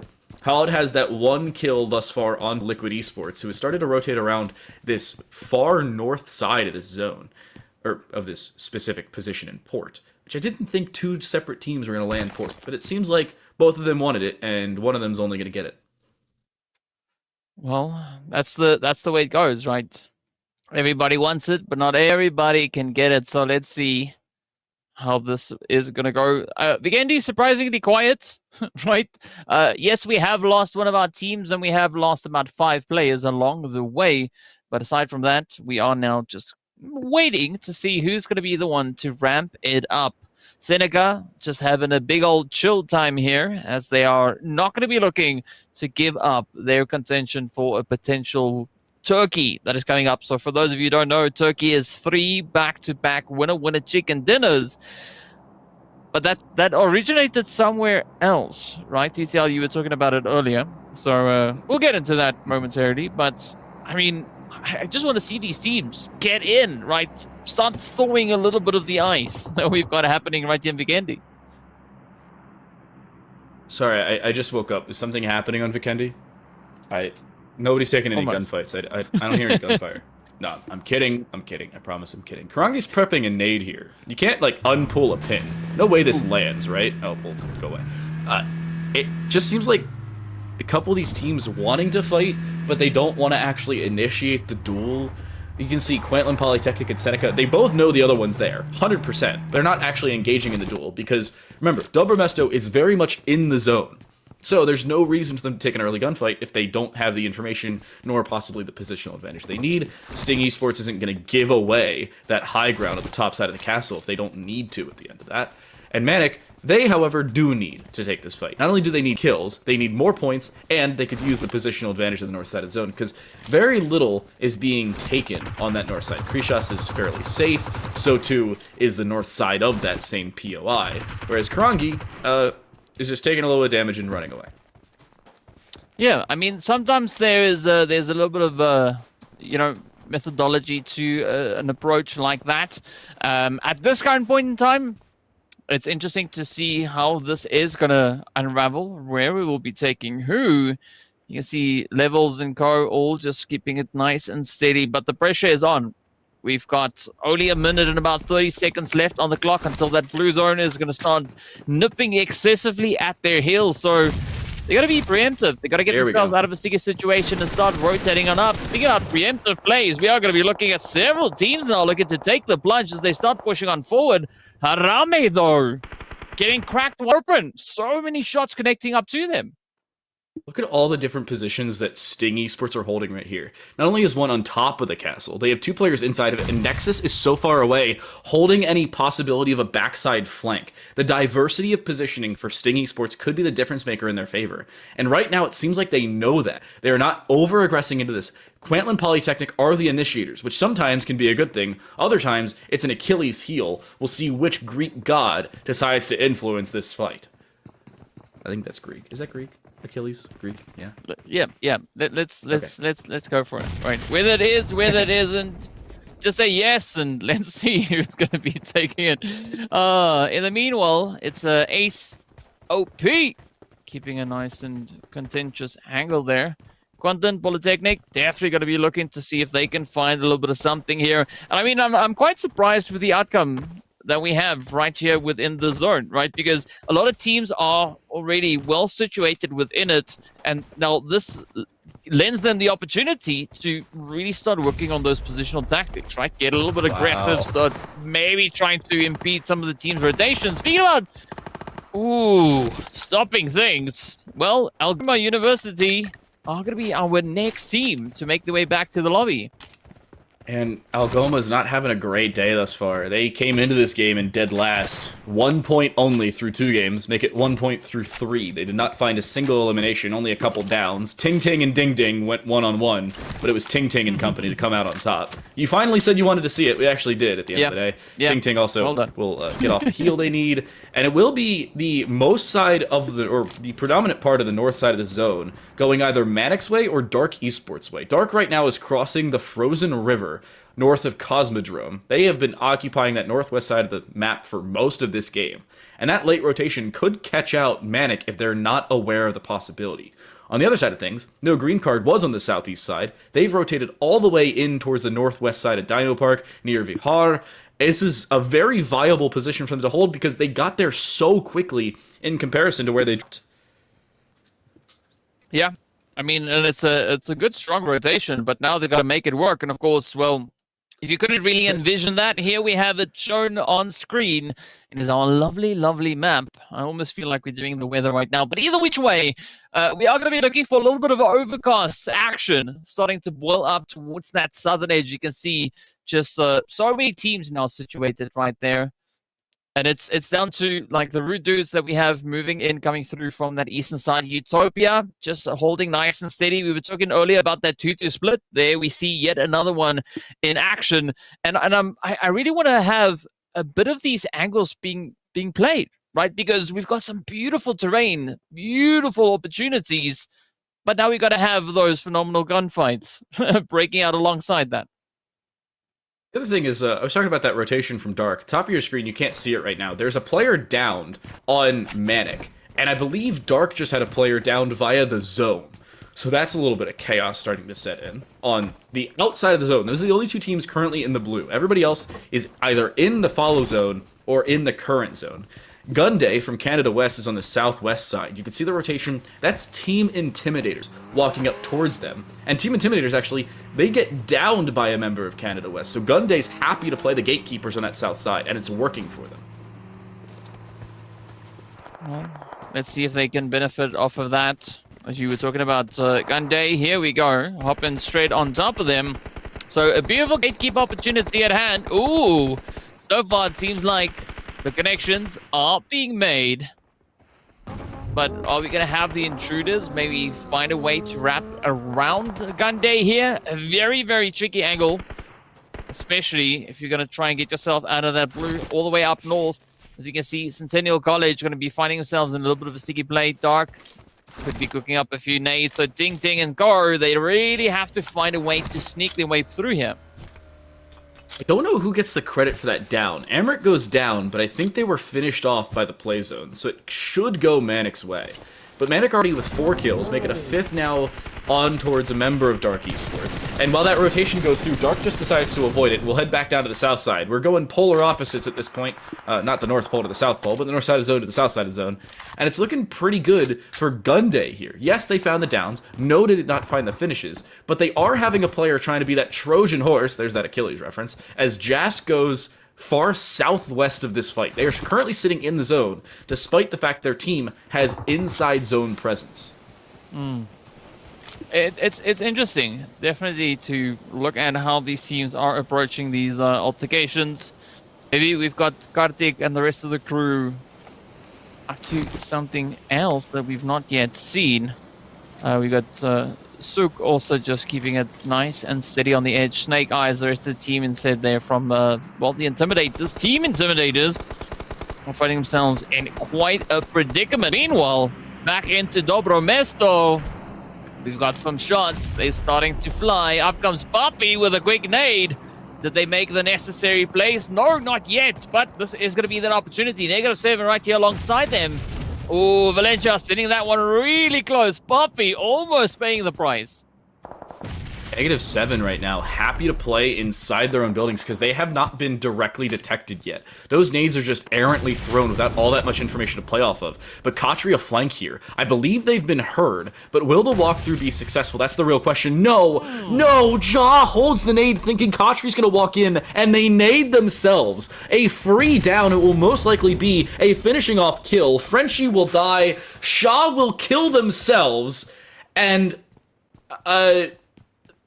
I'm speechless. That's my entire job, and I'm speechless. How does that happen? No.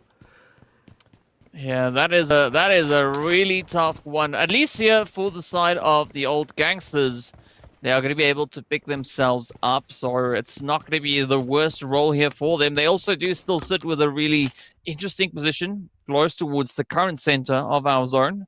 We are going to be seeing where the rest of the teams will be looking to take their way. The Rude Dudes, aka the players all the way from the far side of zone. As you can see, they're Jas and the rest of the team. They're going to be looking to get themselves situated. Also then representing the St. Clair College. They could be receiving a little bit of a, let's call it unwanted company, right? Through from Lambton. But look at the spread of the rest of the teams, right? Nice spread that we've got coming through here. So Gunday, they're going to have a pretty tough time running up into this next phase. And this is another instance for Dark Esports on the northeast side of the zone where they enter the zone because of a different fight with less than their full strength. They're down to 2 right now. Self-Made from UC Davis is at 4. So is Sting Esports. So is Fate from Kwantlen Polytechnic.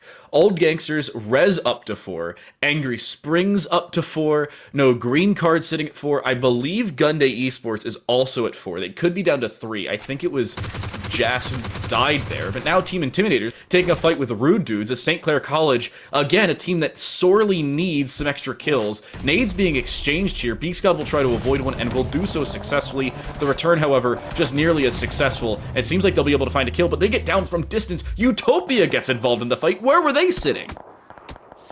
Yeah, I mean, well, all the way back in, well, close to zone, right? I almost said in zone, but that's not exactly true.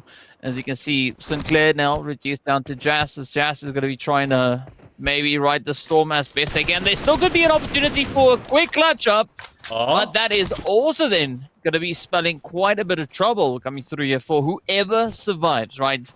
Whether it's now the players here from Lambton or the side of St. Clair, they still have to work their way on back, and now comes the hard work as Whitebeard needs to get picked up, but they still need to focus on zone. I don't think he's going to get there in time. Even if he does, he'll end up dying to the blue zone before he's picked up. This should end up killing Whitebeard. I don't think they'll live through this. Just barely they will. Apparently, starting a resurrection, even while players down, stops not only the fall because of the DBNO state, but the fall because of blue zone. That's a new mechanic I didn't know. Taking full advantage of it, I suppose, is St. Clair. Not only winning that fight and picking up a few points, but also going up to 5 total in terms of KP, and eliminating a team they're in fairly close contention with on the lower side of this scoreboard. Team Intimidators, that is a fight you need to win every day of the week. Any day that ends in Y, spoiler alert, they all do, yet somehow they still lose it. Yeah, it's unfortunate, but that's just the way the cookie crumbles. Speaking about crumbs, though, St. Clair, they got to start picking it up. And I love the setup coming through from Utopia. Just keeping a little bit of that gatekeeping presence here. And we are going to be seeing a potential play now from them as the blue zone is still just slowly eating away at those HP bars. The old gangsters and Fate, though, they're not going to be feeling any of that rush as they do find themselves quite well situated within this current zone. But now comes the make or break play. St. Clair trying to get themselves juiced up, ready to go. But are they going to make it back? Seems like they're wasting a little bit of time here. And with stage 5 now hitting, the damage goes up even more so. The problem is, I don't think they're going to be quick enough to get into the zone. They still have 600 meters to drive, and they have to heal maybe every 10, 15 seconds or so. It's just a matter of how quickly they can get it off. They can swap drivers and have the other person start to heal and get in there as quickly as possible, but they have to start moving. And with Zone 5 starting to close, it just seems like they're trying to delay the inevitable. I don't know what the plan here is, but they don't realize that they have to start moving, and finally they will.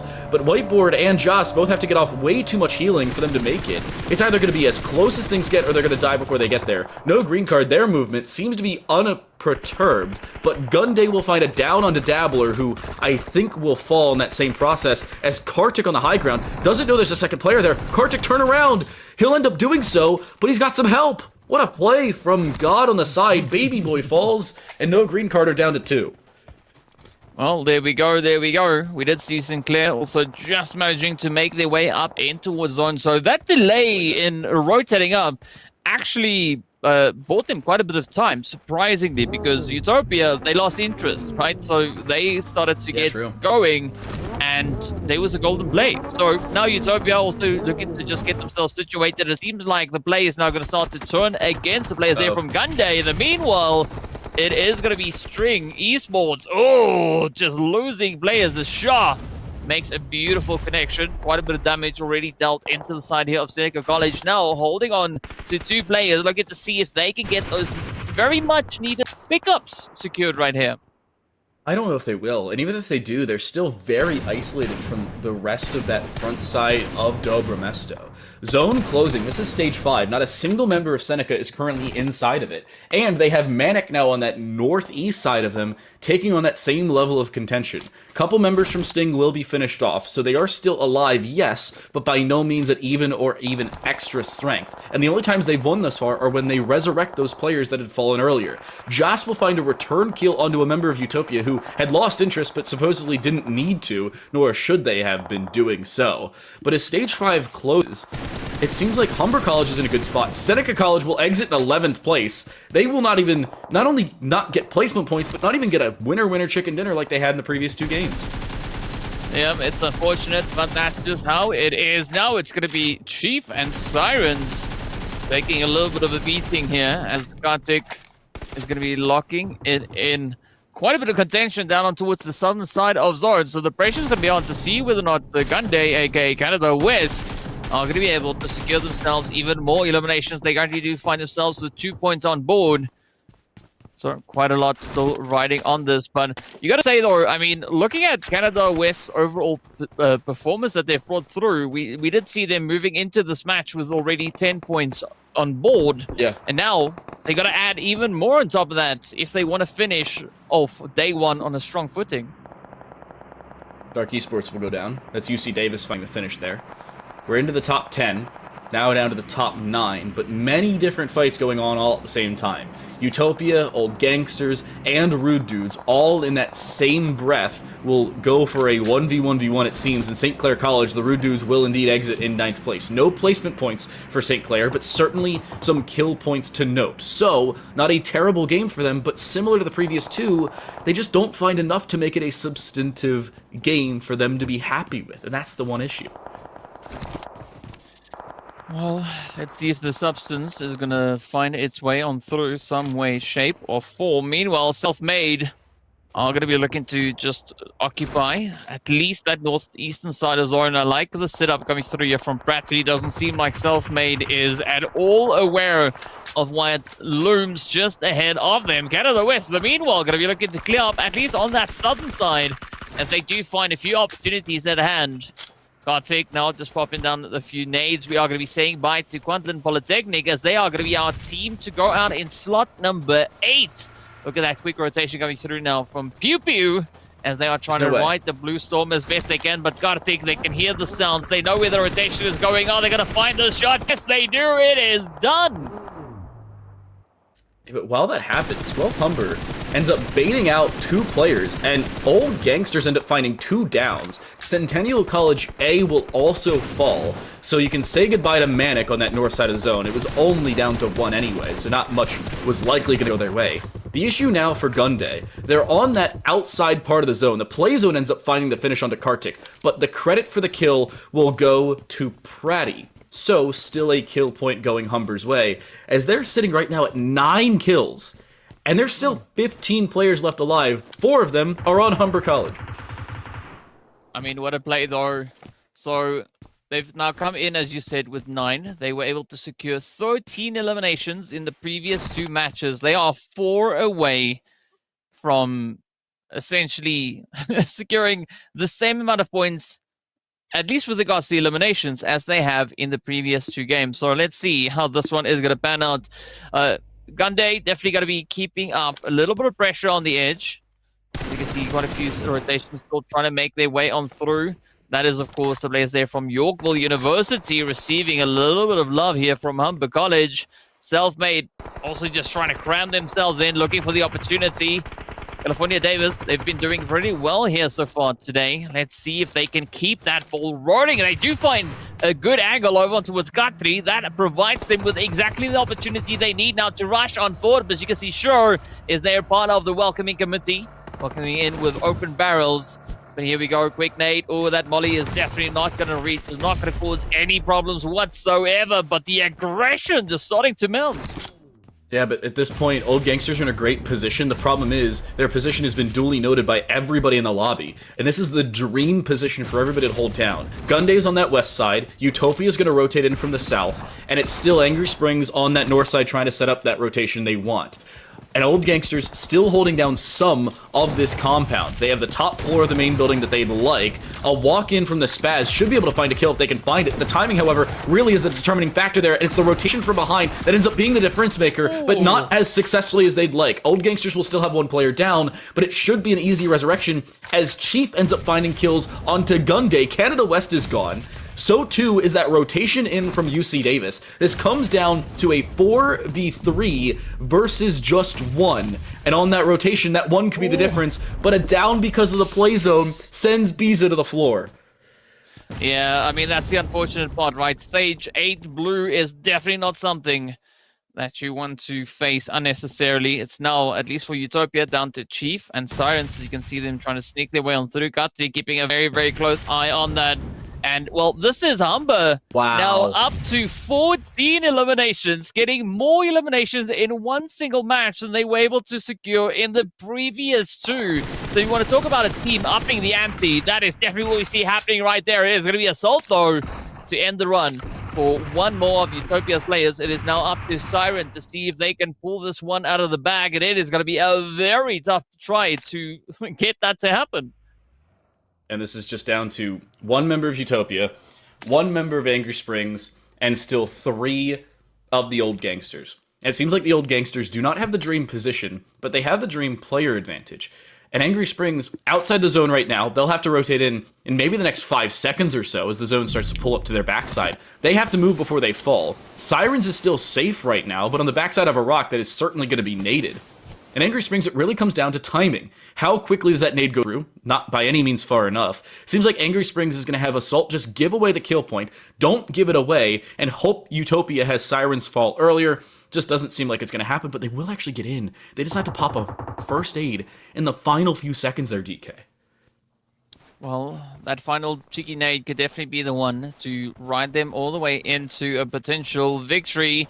But it's going to be of the utmost importance here, right? Humber College, they are so close. Oh, and now the odds are turning even more in their favor because it is a 1v3. But you got to give it up to Utopia. They've hit the double-digit elim count as well.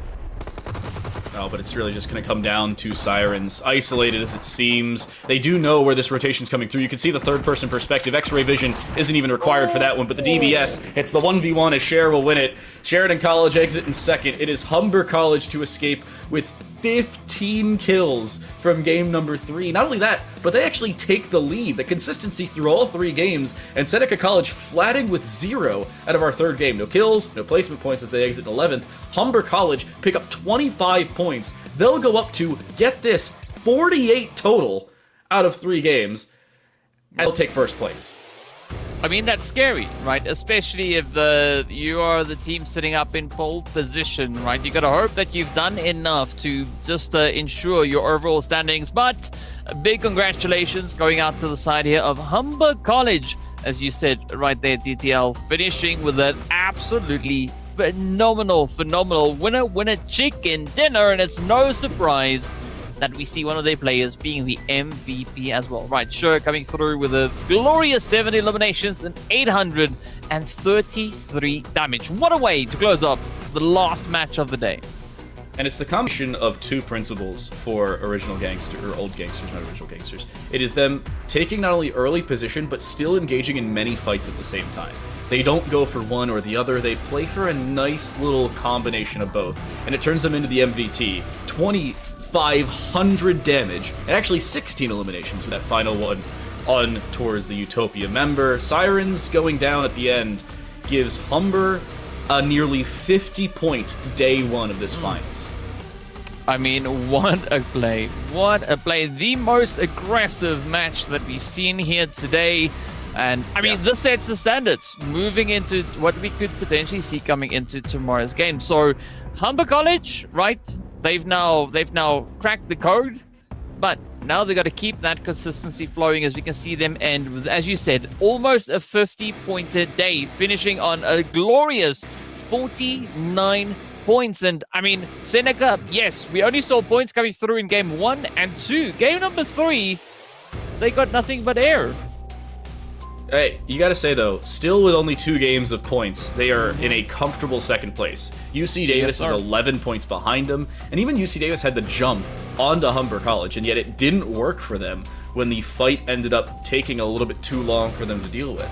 That is a great result for Humber College. They had many different fights they had to take on, they had too many teams they thought they would take at the same time, and yet they win multiple fights. They keep all 4 members alive into what is nearly the final fight, and they escape with 49 points, 29 eliminations, 20 placement points.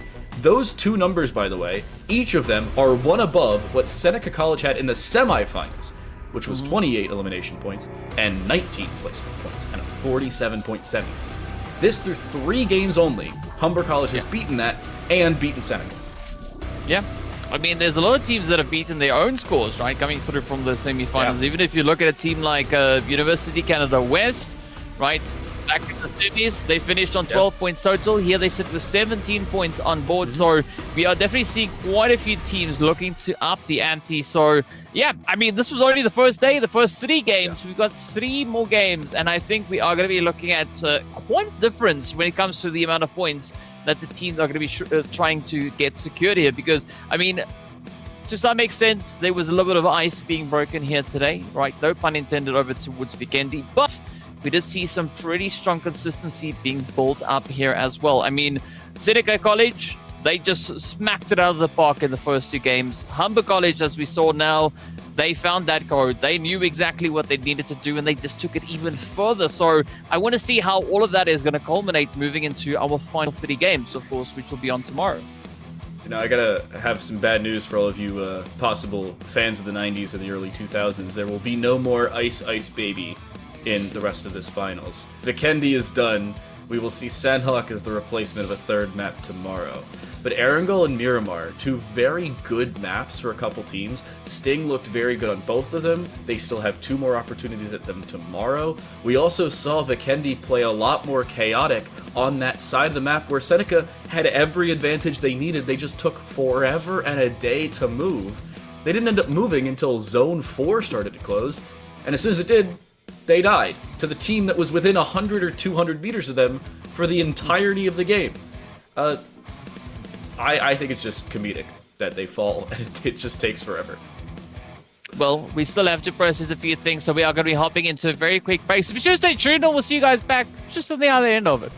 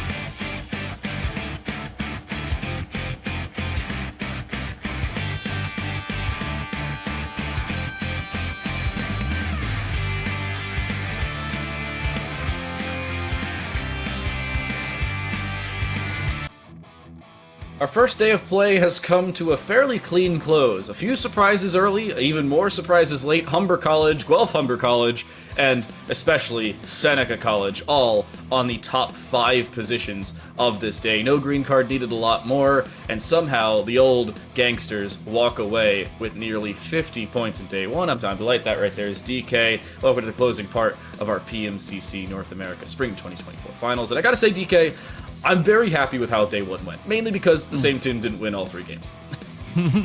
Eventually, that little bit of consistency got broken, and we love it. We love it, but I mean, I'm not pretty sure that being in string esports, you're not going to love it all that much. But there's again another day, another opportunity that is going to be just around the corner. So I'm really looking forward to seeing how the teams are going to be looking to bounce back off of the results here of today.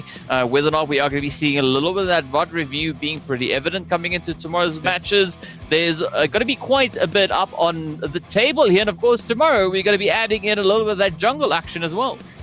Yeah, we're headed to Sandhawk tomorrow. We saw Miramar and Erangel today. We'll see those again tomorrow as well. That's the main thing you want to VOD review, those 2 maps of Erangel and Miramar. Vikendi, not gonna lie, doesn't really matter going to day 2. But speaking of day 2, we still have a second stream. Don't forget to follow us on our socials across the board here at the PMCC. Not only because you'll be able to enter yourself into a giveaway that will enter into the same position the players are in, where if they win or get top 6, they get these cool little kits from PMCC, but you can also figure out when we're going to be on the stream. Instagram, Esports PUBG Mobile NA, X or Twitter, Esports PUBG MNA, and the YouTube, the PUBG Mobile Esports NA. Also, if you want, join the Discord. You can get yourself involved, or your college, or your university involved in the PMCC, possibly into the summer or fall of 2024. There's a lot more opportunities, a lot more engagements across the board, and a lot more streams. We've still got a whole nother day of PMCC action. Yeah, a really big chunk of stuff to look forward to. And of course, if you want to stay up to date to everything, you just saw the links, the social media, the Discord. Get yourself in there if you want to be involved in all of these things. But on that note though, DTL, I mean, all we got left to do, well, if I English properly, all we got left to do is see what tomorrow's games are going to be holding for these teams, where they're going to be taking us, and who will be the team to sit at the top, taking home, well, the biggest share of our now I forgot what it yeah, but it's going to be the scholarship money that's up for grabs here, right? So who's going to be taking the biggest chunk of that? And of course, a very decent serving of UC that is going to be accompanying that. I cannot wait. Yeah, there's 15K in scholarship money, at least in USD, to dish out. That's even more in Canadian for all of these Canadian universities that are coming in, especially University of Canada West, alongside the UC of in-game currency to step through. We've still got a whole second day of streams. We saw Erangel, we saw Miramar, we saw Vikendi. We'll see Erangel and Miramar tomorrow. We'll add Sandhawk to that factor as well. This stream will be right back here. Same time, same place, 3 p.m. Eastern, noon Pacific. More PUBG Mobile Campus Championship Finals in North America will continue tomorrow.